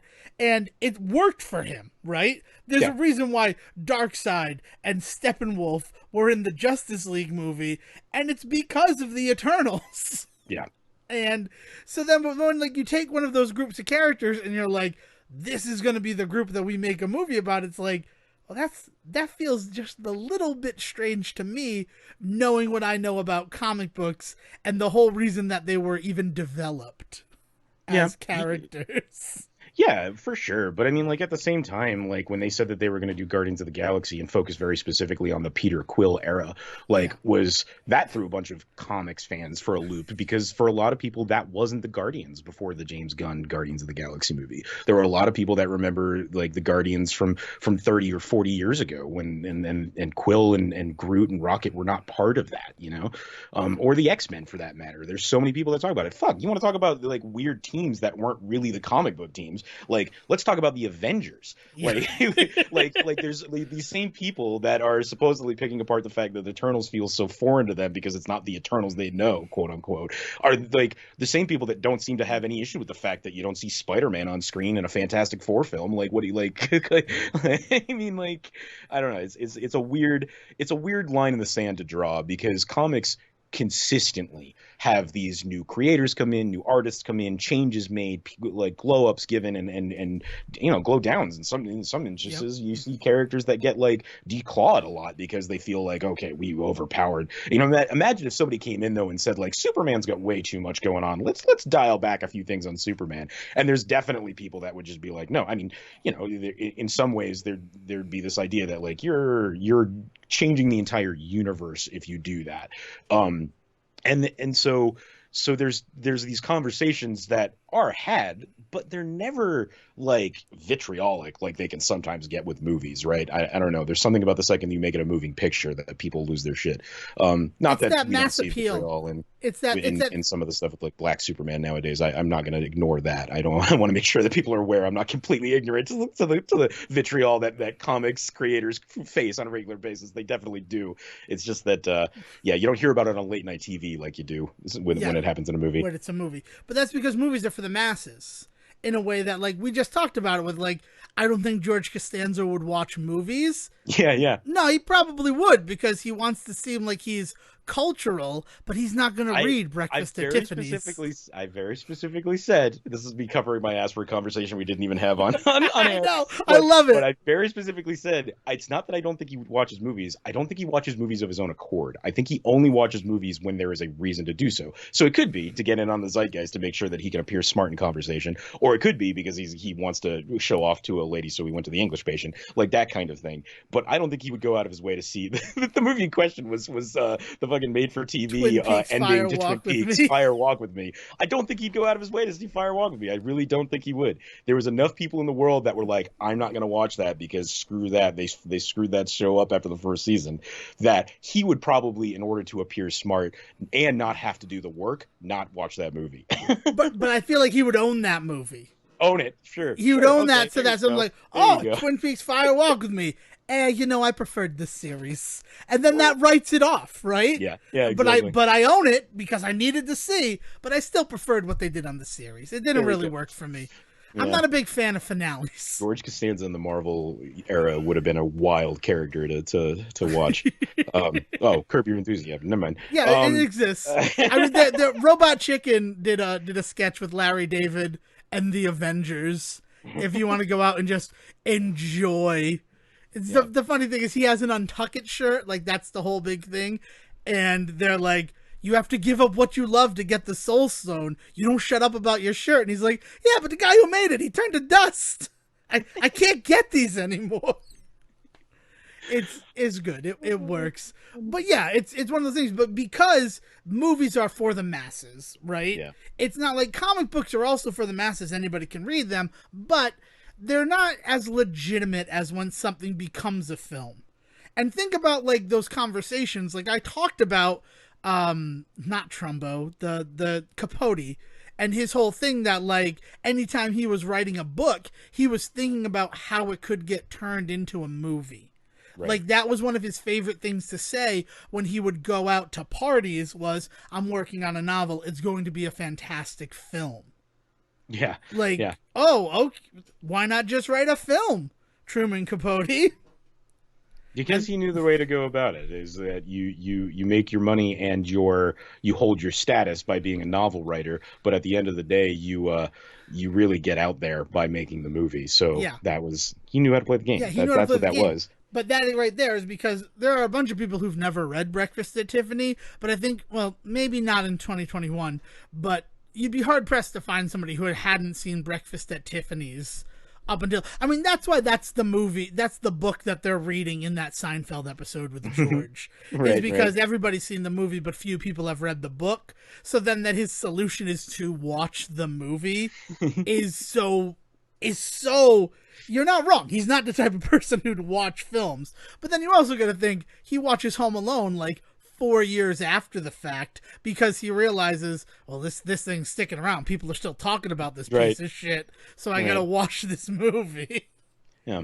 It's Yeah, and I think that's one of interesting. the things that Shang-Chi does really well is it makes all of these moves to like to really kind of inform its audience, become this new thing, while at the same time the ways in which it is just still it doesn't feel like it's a lesson. It doesn't feel like it's homework to watch that movie, and it's just a good time, and part of that is because the some of the elements and the ways in which they're treated is like beautifully like funny. Like there's no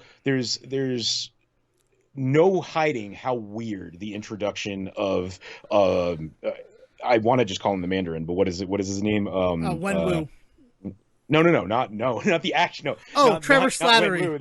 Wu. No, specifically not him. Right? Yeah, Trevor Slattery. Yeah, Sorry. Trevor and Morris. Right? Like the introduction of those two characters as the kind of like the gestures that are gonna kind of lead us in this Shakespearean third act of the film to move the plot forward. Right? Like they're beautifully treated, and there is this wonderful idea of him just going mad down there, and Morris being this creature that can't speak, so he speaks for it. So there's a lot of good humor there.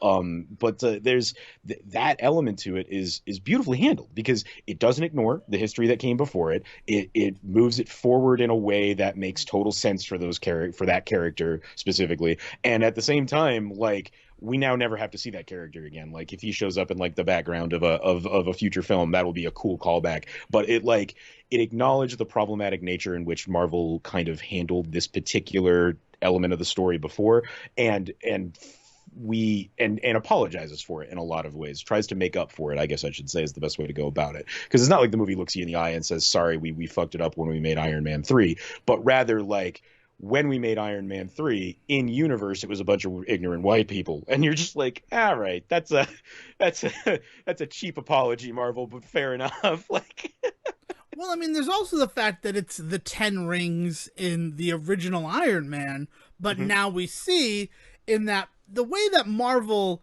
has always been able to kind of cover its plot holes, that in the 2000s, someone decided to use my organization's name for terrorist like that's what I efforts. mean is Like, they claim that it's an in-universe group of ignorant white people that take on this terrorist organization in order to gain power, and they were fools for it and they lost because of it and all this sort of stuff. That's fine for them to say now, but at the time it's not like they were thinking as a bunch of ignorant white people using that character and using that they were thinking that, oh well, it's okay because in a few years we'll reveal that the real what's his name, Wen Wu, Wenwu, yeah. like they weren't thinking that. They were just a bunch of ignorant white people who were using this character and got called out for it rightly then. The problematic nature of using the quote unquote Mandarin and the terrorist organization of the Ten Rings in such a poorly implemented way. Like it really is. Iron Man 3 is not a great movie. Like it's not best of the best when it comes to Marvel.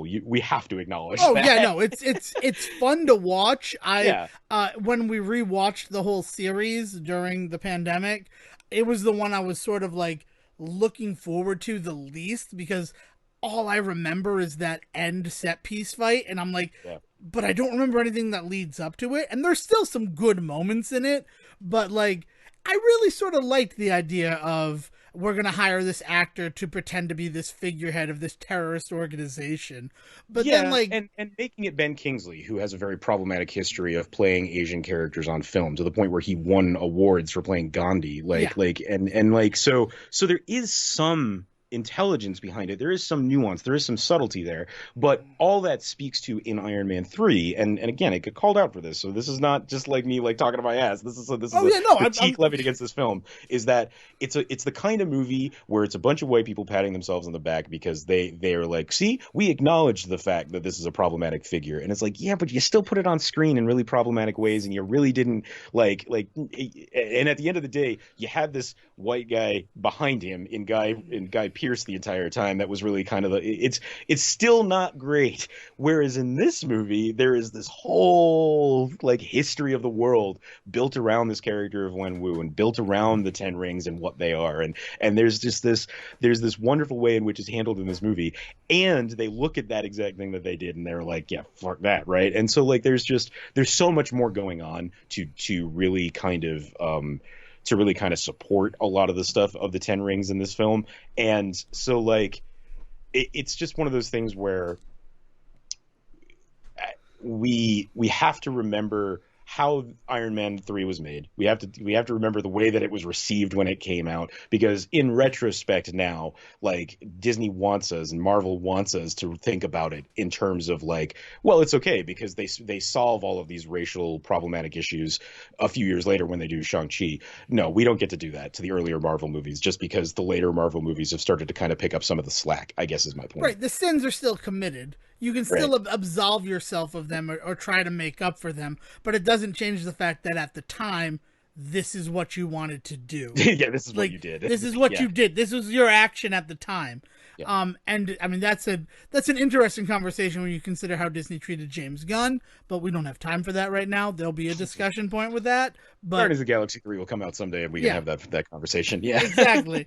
But I'm also talking about, and what I kind of dug is that in the world of the Afghanistan war in 2008, those terrorists trying to give themselves some credibility, also calling themselves the Ten Rings. Sure. Because in the first movie, they also called themselves the Ten Rings, and very clearly, they're just like a mercenary group trying to make themselves sound scary.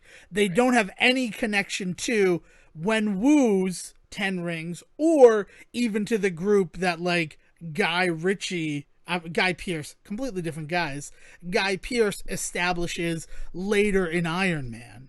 Right. Like it's one of those crazy things that I actually like in a world like that, where like myths about like secret societies, well then why don't we just pretend we're that society and give ourselves instant credibility?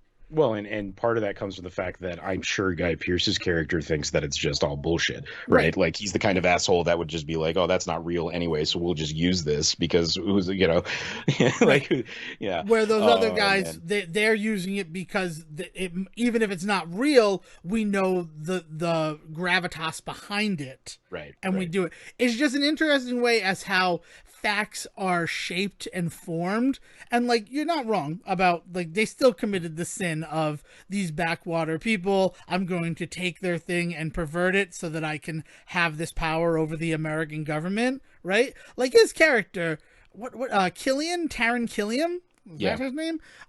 He is like he's an interesting character, but I like him more for the extremists of it all. One of my Mhm. favorite Iron Man arcs, Which we like see in this movie, by the way, for just a split I second. know, We which see was we see a soldier with extremis in the yeah. fight rings. It's a pretty interesting pull. There's also a Black Widow, one of the Black Widows from the training room, the Red Room that escaped at the end of the movie, is in one of those fights as well. Nice. Like they built a very good world with Shang-Chi and how it connects to the larger Marvel Cinematic Universe. Hmm. Is a good one. And I think we should probably stop because there's a whole other movie I want to talk about. I don't want to talk about it as much as Shang-Chi, but I do want to talk about the other Marvel stuff that was announced as part of Disney Plus Day before Yeah, we so go on well, over to okay, so just to South America. so just to wrap up, like Shang-Chi Yeah, does a really good job of setting out to do what it wanted to do, and on top of that, just being an enjoyable experience. So just like even if you're done with like the whole Marvel stuff now, or maybe you never started, we got to remember that there's some people out there that also just like Marvel's been around for so long that it's just part of the oeuvre, and like maybe some people just have seen a couple and just aren't into all of it. Like we're getting past the point where like everybody sees Marvel movies, and we're slowly getting to the point where some people are just discovering Marvel movies. That was another thing I kind of came across. I had a family friend that was much younger than me, speaking with them the other day, and Shang-Chi was not their first Marvel movie, but like one of their first. And so like talking to them about like, oh, how do you feel about it? And up against like Civil War, and he's just like, I've never seen that one. It's like, oh, okay, never mind, forget me. Just forget that I assuming. said that. Then Yeah, yeah. enjoy the movie on your own. Um, I mean, yeah. To quote, but yeah, I know I've been sharing my mother's thoughts on it, but it's really interesting. She kind of feels like the everyman with a film like this. I get to use my parents as that litmus test. She liked that she didn't need to know a million things about the universe to enjoy the movie. That it's hyper standalone, and then the stuff that she did know only elevated the experience. Like she laughed out loud at the girl who's like, "We now live in a world where a snap of the fingers and half the population's gone." She laughed. And I yeah. have to imagine that if we were alone in the theater, she might have been the only person laughing at like, what's a tragic way that everybody's living their lives now. Yeah, yeah. And yeah, not enough praise for the Yeah. acting in this movie, by the way. Like, just also just amazing acting from everybody in this film is really fun to watch. But scene stealing Tony Leung as Wenwu in this film, Yeah. like he is the reason to see this movie. As much as I love everyone in this movie, and I what's his name from Convenience Day, the place Sean is Oh, amazing I in can't this think of film. his name. I don't really But know. Yeah. yeah, but it's just Tony Leung as Wenwu in this film is, I mean, he makes it totally believable that he is this just heartless bastard, and then meets a woman, and it changes everything, and his children become his world, and his whole flip from terrorist overlord to this is just completely believable, and it is all comes down to just him, just phenomenal in this film. I mean, another shout out, the actress who plays Jai Ling, his sister. This is her first movie, and she commands in that role. So like Yeah. there's a lot impressive going on in this one. And I guess the last thing that I want to say about this movie, if I can remember, is that Phase 4 really kind of feels like meanwhile in Asia, all of these countries had secret cabals that were controlling the greater world. Right? Where Black Widow shows us about that whole organization, and then the Ten Rings, and it's like, you know what, I get it, because you know what they weren't really looking at while they were doing their bullshit in the Avengers movies? Anywhere outside of America. Yeah, anything Like really in really these, anything yeah. outside of the like Atlantic Circle, right? Because Yeah, Sokovia is sort of the furthest that they get yeah. for something real. And I think that's interesting, and I to make a more fully realized world is awesome. Yep. And I mean, Savage Land could be out there, X-Men could be out there and just doing their own thing. Right, We'll right. see someday, I guess. All right, but other Marvel stuff you said you wanted to address? I mean, Yeah, like, it all looks really good. A lot of stuff came out just with 10-second clips. So, like, right. excited to see Oscar Isaac play in Moon Knight. Fucking Mark Love the man. Spector, I'm so Yeah, excited for that. yeah. I love that. She-Hulk, for the 2 seconds that we saw, looks really fun. I like that. Hawkeye is still looking. Sorry, go ahead. Tatiana Maslany as Jennifer Walters. I didn't know that I wanted her to do it, but what she does in those 10 seconds, Yeah. big thumbs up energy. For like, I'm excited for She-Hulk, and I really enjoy all the jokes online about those are some strong pronouns because of the slash they put in the logo. So it looks like she identifies as She-Hulk, Yeah. and it's fun. If you want to just have fun on Twitter, you should read how those would work as pronouns. Uh, sorry. I mean, my big thing with She-Hulk is I really hope they use it as a way to bring Howard into the universe. Like, It would be a phenomenal way. Maybe season two. Maybe he's a season two poll because you need to first establish the character. Like she deserves to be established on her own first. I'm just the thing about She-Hulk that I will always remember is her wonderful relationship with Howard the Duck. So I'm just excited to see if that ever comes to fruition. My Yeah. hope with She-Hulk is that Samuel Stearns from The Incredible Hulk comes back after seeing the Abomination in Yep. Shang-Chi and the fact that Tim Roth is signed on to play the character in She-Hulk. I would be very happy if the leader came back in some way, shape, or form. Yeah, man. Like Yeah. that is my most upsetting, like just abandoned plot thread, is his brain starting to pulsate. Tim Blake Nelson, right? Yeah, it's just I was so excited for like what that could mean going forward, and it is the most abandoned storyline in my opinion. Because like, is he out there? Is he not out there? He would have to be out there. All the canonicity you're giving to these characters, Yep. like For sure. I don't know. It's exciting. The animated stuff is where I kind of want to just give like a thing. I don't know how I feel about X-Men 97. Like going back to the world of the 1992 X-Men to give them another series. Yeah, I mean, you got to remember that I am always of the mindset that new editions, sequels don't ever ruin the original. Like people that Right. talk about how they're going to ruin their childhood because they're bringing the show back need to calm themselves. What stories they could tell, I think that I'm excited for the potential that show has. It's not that I think they're going to actually cash in on it. It's not that I think it's a guarantee to succeed type thing. But the ways in which that show in the 90s was not afraid to grab the more hard-hitting stories from the X-Men and then put them on screen for people was like part of the reason that show persists. Part of the love for that show is that it was not afraid to go there.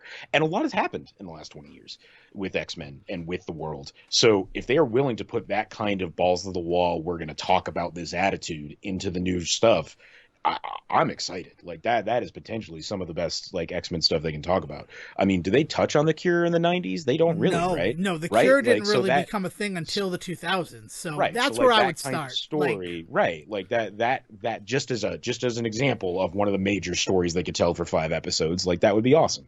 Yeah.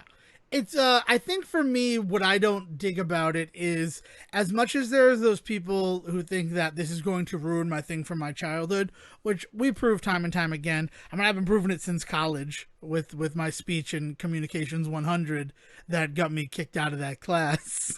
It doesn't erase what came before, right? Right. So that's a big deal about it. But all of these people who want this to address the shortcomings of the original 92 X-Men series, like make Jean a better character, fully realize her, give her her actual power set, and it's like, yeah, all of that would be fine, but like that would be weird.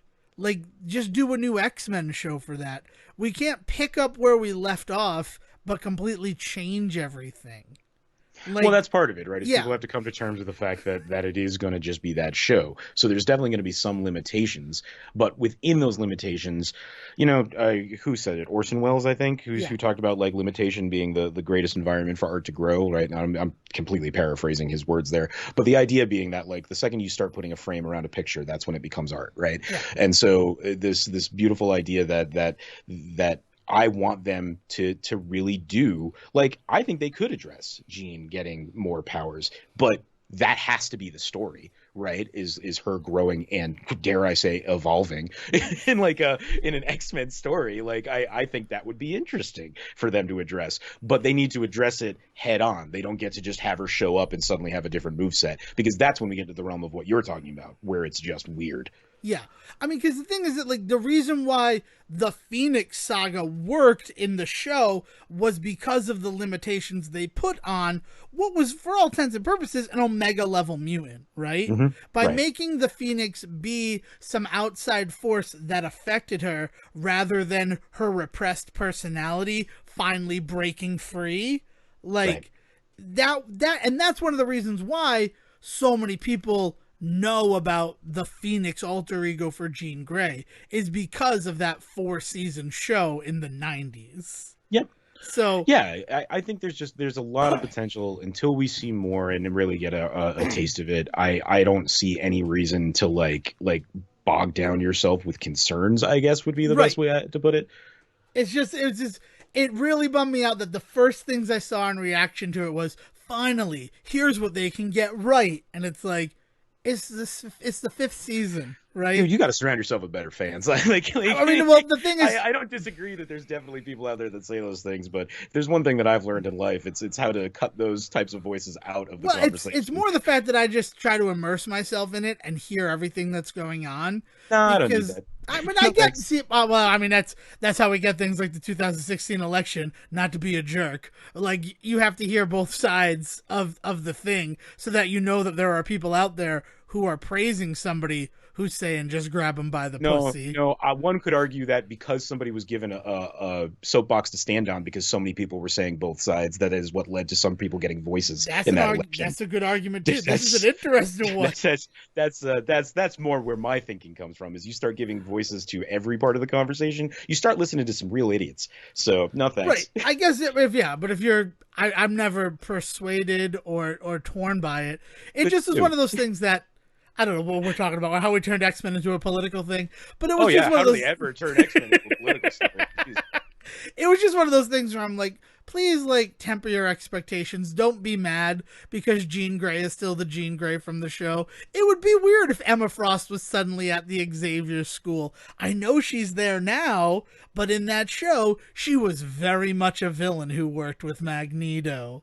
Like, I don't.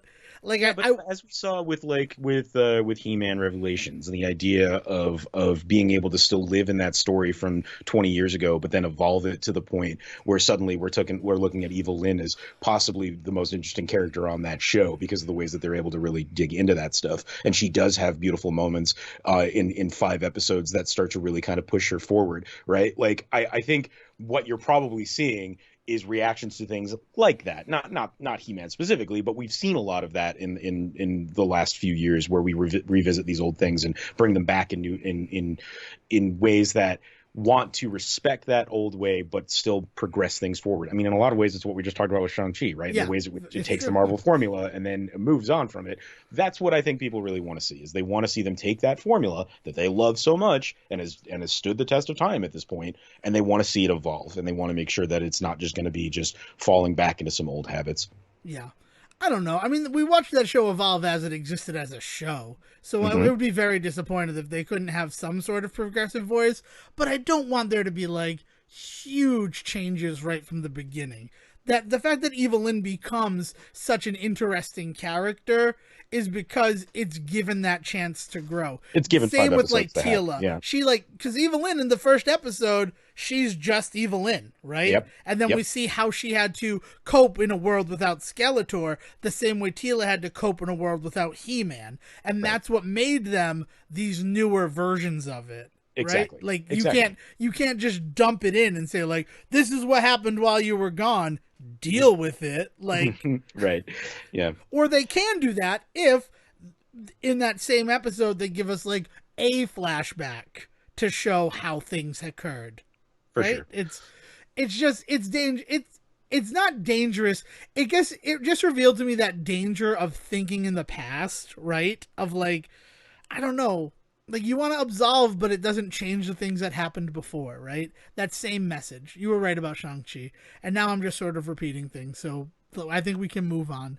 I think we can head on down to the Amazon. Let's do it. Let's To talk talk about it for a about- few minutes. It's the perfect movie to talk about for like 5 minutes before we close up today, because I don't think it needs much more than that. Here's what I have to say. Here's what I need to lead with. About? My name is Devin Decker. I am a host of the Say Report. And at this moment, I offer a heartfelt, hearty apology for anything negative I said about the film Cruella. Because as strange as the film Cruella was, it was still a movie. Jungle Cruise Jungle Cruise is a Cruise fever is fun, dream captured on camera. Nah, Jungle Cruise is a movie that is so worried about the formula that it forgets it also has to like act at some point. It has to be a movie? It Yeah. forgets that it has to be a movie. Nah. It has a beginning, a middle, and end. It has things that happen in it. It's a fun time. The problem that I have with Jungle Cruise in talking about it with people is that we live in a world where every movie needs to be a friggin' masterpiece nowadays, and I screw that. Jungle Cruise is just a good fucking time. If I watched Jungle Cruise on a Saturday afternoon when I was 10 years old, it would be my favorite Disney movie of all time. If I hadn't watched Shang-Chi 3 hours before I watched Jungle Cruise, I don't think I'd feel the way that I feel. You That's want to what really I'm gonna fuck yourself say. up. You want to really fuck yourself up and is watch Pirates of the Caribbean just before you watch Jungle Cruise, and then realize that Jungle Cruise is literally just Pirates of the Caribbean, where they decided to make Will a gay brother and make Jack Sparrow the love interest, which is really what they wanted to do the whole time with that series, which is what you realize by the end of those movies, is they realized that Jack Sparrow really should have been the main character instead of Will Turner, I believe is his name in Yep. those movies, and that he should have been the love interest. So they relegate the Orlando Bloom role to the goofy brother character in this movie, played beautifully by Jack White. Whitehall. Whitehall, Jack Whitehall. Not Yes. not the White Stripes, Jack White. Yeah. No. You gotta. Jungle Cruise is the kind of movie where you gotta stop yourself from trying to make it a better movie as you watch it, because it's not. It's gonna do its own thing every step of the way. Literally do its own thing every step of the way. I mean, Jungle Cruise for me, I'm like, oh yeah, this is Pirates of the Caribbean. That's all this is. This is Pirates of the Caribbean. I think I'm here for it. I think I'm okay for it. Oh wow, you just made this like real serious storytelling moment. And I don't know. I don't know if that was the right move. Spoiler alert for this movie, because there's no way to talk about this movie and not talk about this. And I don't know how I did not spoil this movie for everyone around me because of what happens in the middle of this movie. But the Rock is 400 years old in that movie, which is never talked about outside of that film, and I don't know why. Well, because it's the Kaiser Soze moment, dude. Oh my god, the revelation that he is unkillable, 400 years old, and also one of the original conquerors of this land is just like, holy shit. There was the moment when I was watching this movie, and again, this was not spoiled for me. I went in super blind. I'm so proud of myself not spoiling this movie. I Thank you. I even said to you, you need to see this movie because I need to talk to you about what the twist is in this movie, and I didn't say anything more. You didn't ruin it. You did. I'm so proud of you. It was the moment where he's like, "Oh, you got the map," and I'm like, "He drew that map." Wait, that make him like 400 years old. He drew that map though. There's no way he didn't draw that map, even if it's like a fake map, and then he's the one who drew it. Like I was doing, like maybe it's part of the A Hall thing, and he just worked on the A Hall thing. But I'm like, but he drew that map, and then they're like, this is the original 400-year-old. And they're like, so he's 400 years old, isn't he? Like he's part of the guys, and then it's revealed, and I'm like, yeah, okay, I guess. Yeah, I mean, I was there for it. I knew that he did it. You have all these like little Disney foreshadowing things, so that afterwards it doesn't feel like it came from nowhere. If this movie was Brendan Fraser instead of Dwayne Johnson, you would be gushing about this film. I am not saying that. I'm not saying that I'm not.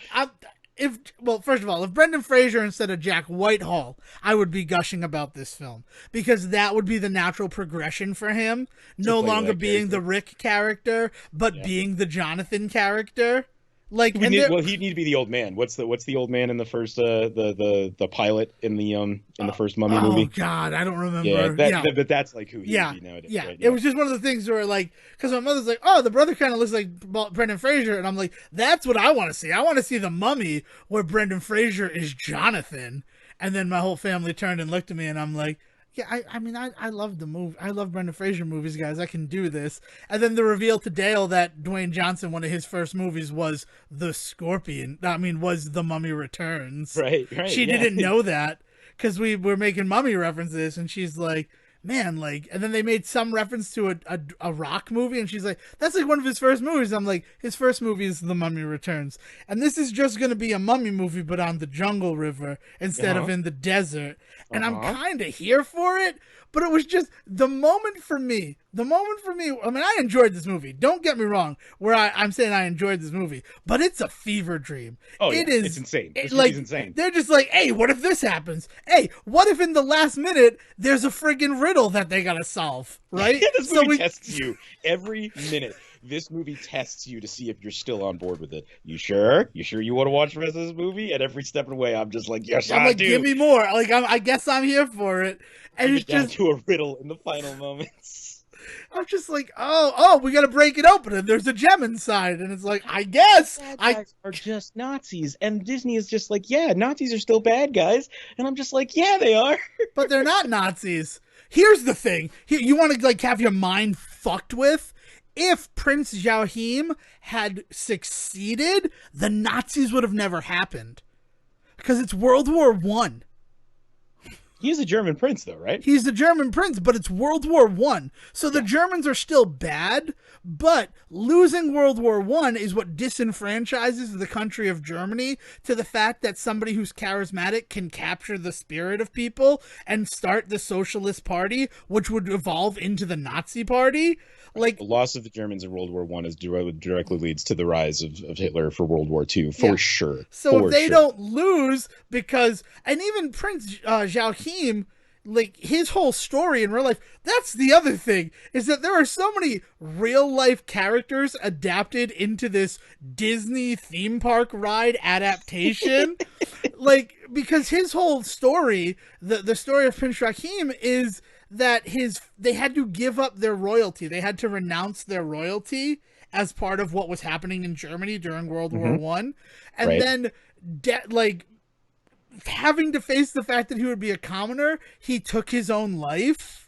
Like, that's the whole thing. So then you make him this character who, I'm going to go to South America and I'm going to find the tears of the moon so I can live forever and rule forever. Like, He is just so weird. He is so, like, and, on top of all of this, also like his attitude throughout the entire movie is bizarrely like fascinating to watch. But that moment when he jumps out of the top of the U-boat with the giant gun in his hands and he's just like, "Hello," like, what the fuck is this? first of all, Jesse Plemons gets 2 thumbs up. I love Jesse Plemons. He's one of the only reasons I would go back and watch Friday Night Lights, a show that I'm like, I missed the boat on this. I don't think I can ever watch it. But knowing Jesse Plemons is in it is like almost enough for me to give it a try. And it's just one of like, and that whole thing. But then like the moment where like, oh my god, if he succeeds, Nazis never happen. And it's like, you need to get off this line of thinking, Devin. This is not what Jungle Cruise wanted from you.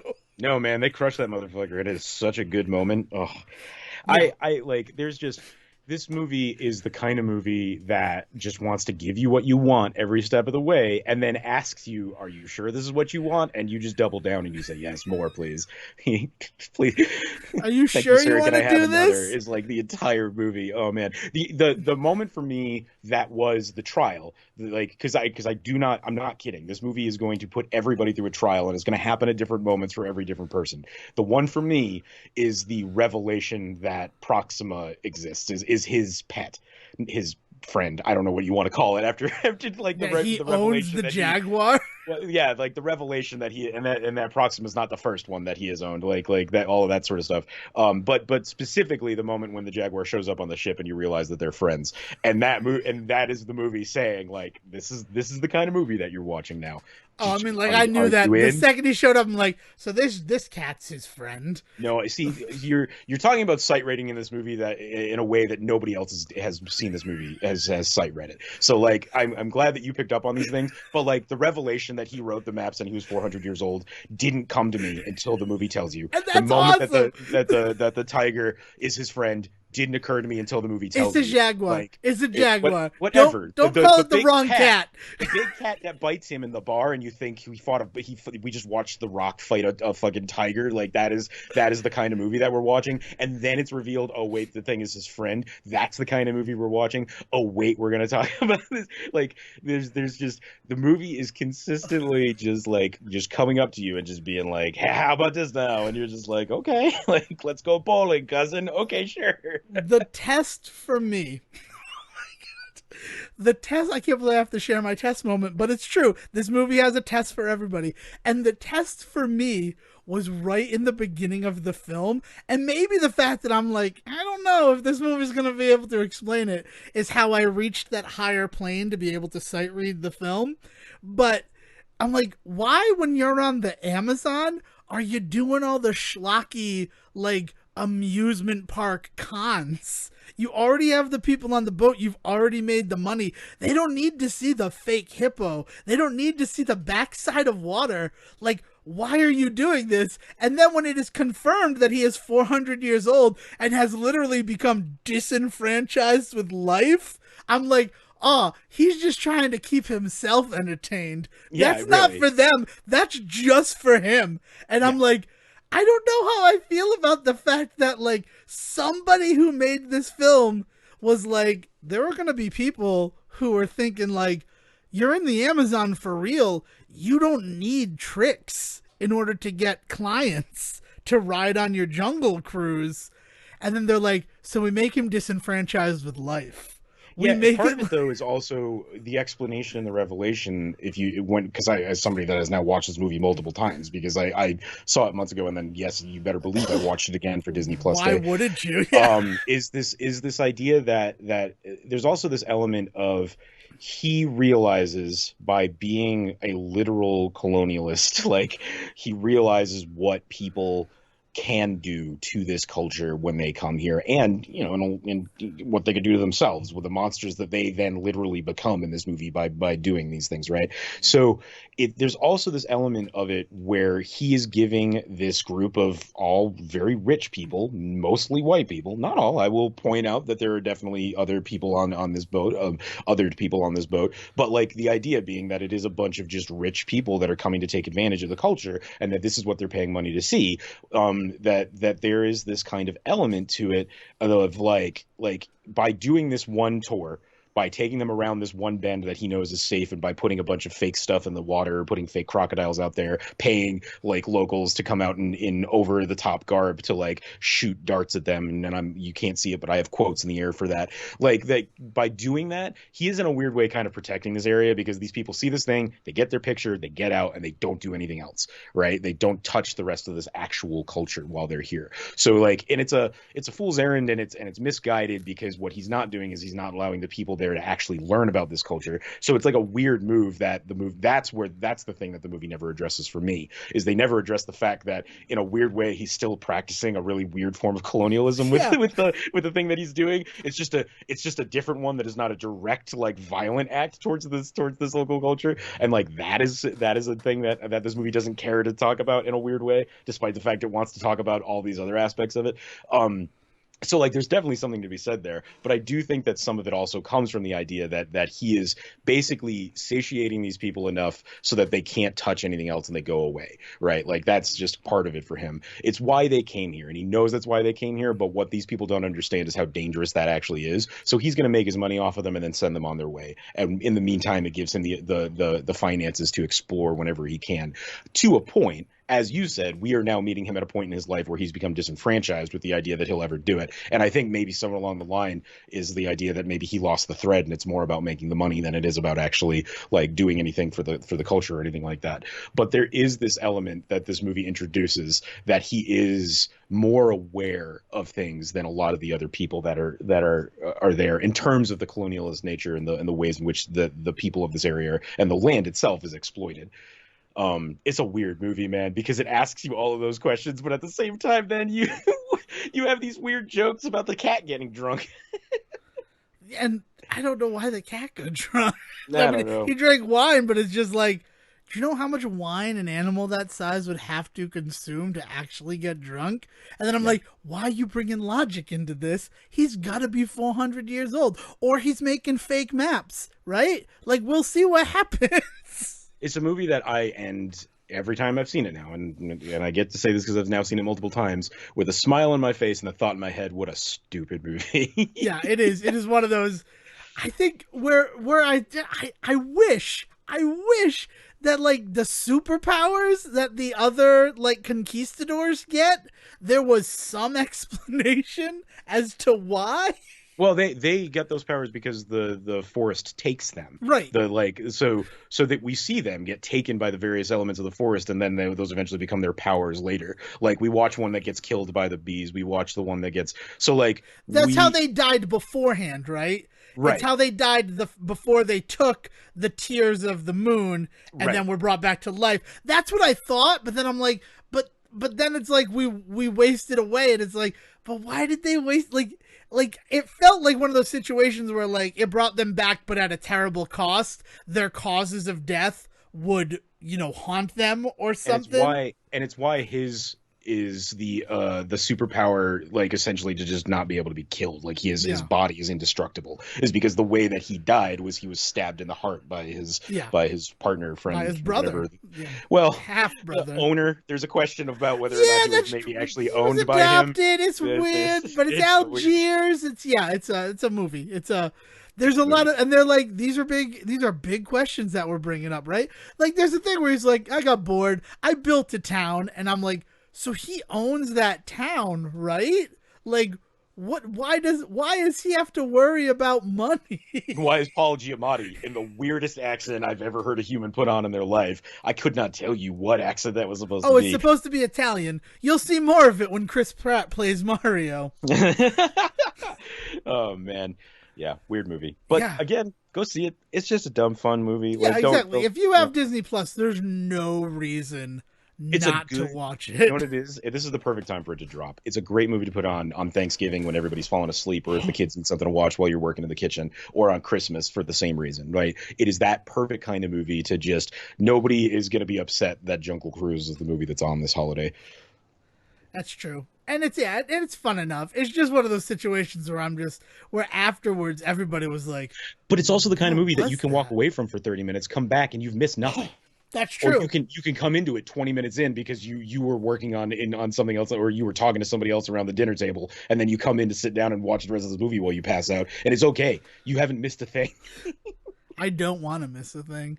Yeah, it's oof. I don't know.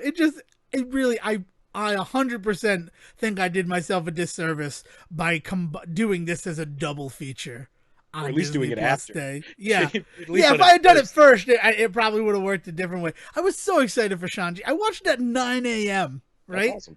Which, like, I loved that. Because then I still had the whole day ahead of me to watch Jungle Cruise and go, okay, what? So we should talk about a couple of other things. We are getting towards Yeah, the end here, yeah. but a couple of other things that came out specifically. The 8 minute short Ciao Alberto, which is just kind of a quick epilogue to why am I thinking of Luna. this? Pixar. Not Luna.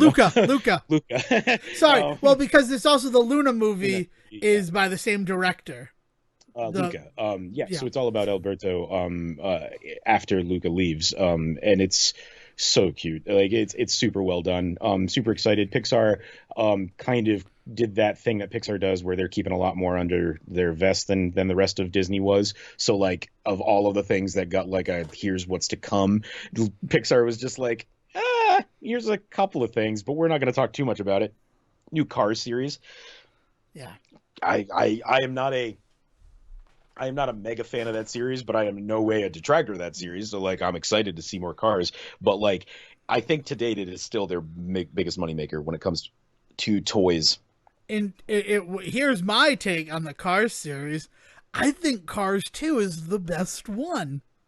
And that'll get me strung up if I say that at Disney World or Conversation. Disneyland. Like, Yeah. people don't like that one. And I'm like, no, I liked it because it showed us a world where cars are the dominant species. And I think that a lot of people are going to be very surprised at how much this Cars series really leans into that element of Cars more than the like nostalgia for Route 66 that 1 and 3 really kind of bask in. I think Cars on the Road is going to be much more of a Cars 2 style thing, which is interesting because it really shows that Pixar stands behind what it did with that and is not afraid to really kind of lean into that. Because in a lot of ways, it's talked about very often as the thing that like Disney forced them to do. They didn't want to do it. They were happy to walk away from it. Cars 3 was Pixar's answer to what Cars 2 was. So to see them kind of going back to a more Cars 2-esque storytelling with that universe is a really interesting move from them. I don't disagree. And I mean, the reason is that for everybody's hatred of Cars 2, the reason why it is the moneymaker that it is because of Cars 2. Cars 2 is the one that gives you more of Mater and gives you the toys and gives you that world that the kids want to play in. The Yeah, and you kids get all aren't of watching the it for tales and all that stuff Yeah. that are all born from the success of Cars 2. the two Yeah. Planes movies are completely lifted from things that happen in Cars Well, too. that's Like, Disney, right? And that's Disney saying we're going to make our own Cars style universe because Pixar was so adamant that like we don't do this anymore. We don't make a movie because the big wigs at Disney come down and tell us make a movie or you're all canned. And they're like we because we did that and it was considered our worst movie, so we now have on paper a very good reason to not listen to you anymore. And Disney basically was like, fine, we'll go make our own Cars movies. And then they got Dane Cook on board to make a plane with movie. planes and Dane Yeah. Cook, it rhymes. Planes, Danes, no automobiles. Oh shit. I hate myself. No, I think that's a good sign that we are getting to the Yeah, end we're here. getting there. Any Home Sweet Home Alone dropped. I haven't watched it. I don't know if I will ever watch it. I'm totally gonna watch it. The cast alone looks phenomenal. And I am going to I'm gonna watch it, but it's a Christmas movie, man. And like I know they're not the only ones. Netflix has also started dropping Christmas movies like crazy. Yeah. And so like I'm just saving them all. Like I have a lot of good fodder for the 25 days of Christmas this year for us to do our Christmas watching. But Home Alone, Home Sweet Home Alone is gonna definitely be a December watch for me. So here's what I'm going to say. Let me know when you December watch it. I'll December watch it too, and we can have fun with that. Did you watch the Simpsons Plusiversary short? I did not yet. No. So that is have been very hit or miss for me. They've all been fun, but there's only been one or two that I think are just like actually like not just advertisements for their shit. This feels like it's going to lean more towards just this is just more advertising. So I've avoided it a bit. It ends with a very good joke, but the rest of it is all advertising. Yeah. And I don't know how I feel about it. There's a Simpson style animated Mulan that made me look twice. Like, I don't know if that's good, guys. Yeah. Like I don't know. That one rubbed me a little bit the wrong way. But it's always nice to see Yeardley Smith get to sing, right? Lisa does a song in the style of like a Disney princess. So it's fun. But the joke at the end is really the one that like sold that one for me. It's worth checking out. But it was the one that really drove home and made the people in the house realize that I wasn't just calling it Disney Plus Day, that November 12th is Disney Plus Day. Because, I mean, this is not we didn't make this one up, guys. Like we will own to the end of our days Brendan Fraser History Month. TM TM TM TM. Everybody's falling back in love with him, and like we own the rights to that. just put that out there. You're welcome, America. But no, Disney Plus Day is not ours. This is Disney. This is Disney. There was the Plusiversary, to quote The Simpsons. And I don't think there's anything else new or major or exciting about it.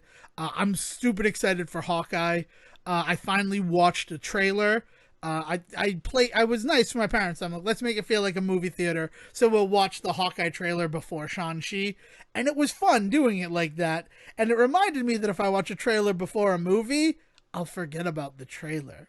It's when I watch the trailer on its own that it like gets a core memory spot in my brain. I think the only other thing that I want to mention, and this will be the last thing that I talk about today, is just because of the history that I have with this franchise, and we have on this show talking about this franchise, is they did announce Disenchanted, the sequel to Enchanted. It's going to be a Disney Plus exclusive film with the original cast and all that, and I'm very, very excited to revisit that. And I'm very excited to watch the preview for it and make a bunch of predictions about what that movie will be here on this show.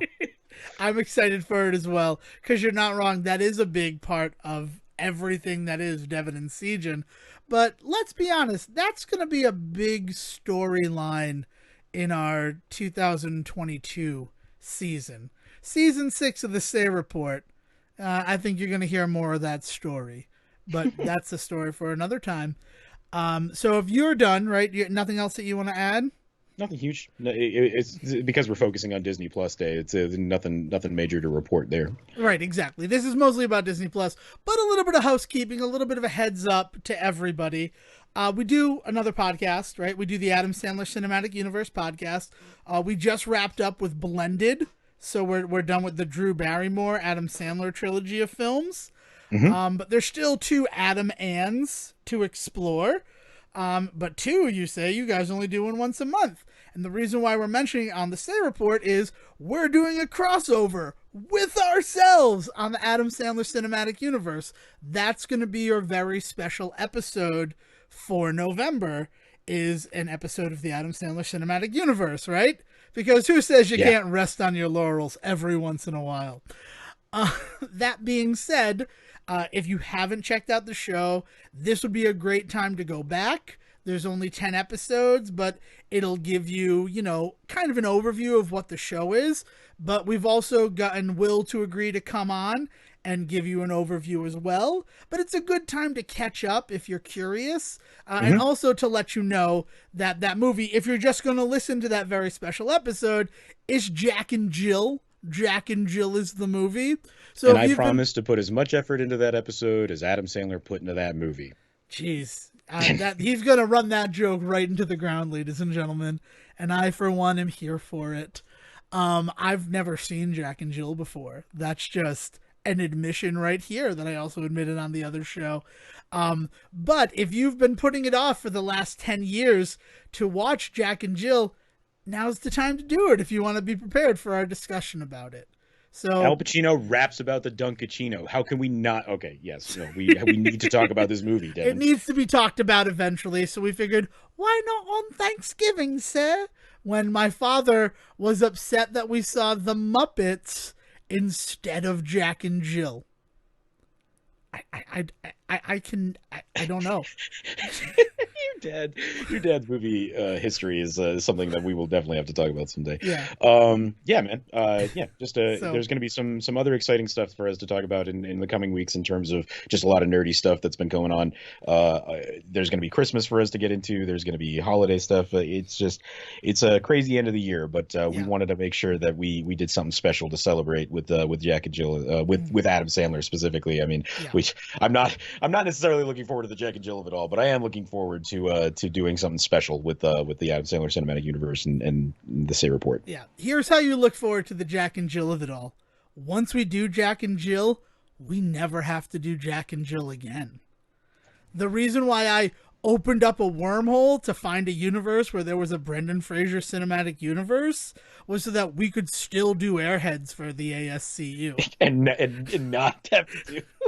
But Jack and Jill? No. We're not going out there and finding the Al Pacino Cinematic Universe podcast, right? No. We're doing it ourselves so that we can close the book on Jack and Jill, possibly forever. All right. Yeah, man. I'm excited, though. Yeah. This is going to be a good one.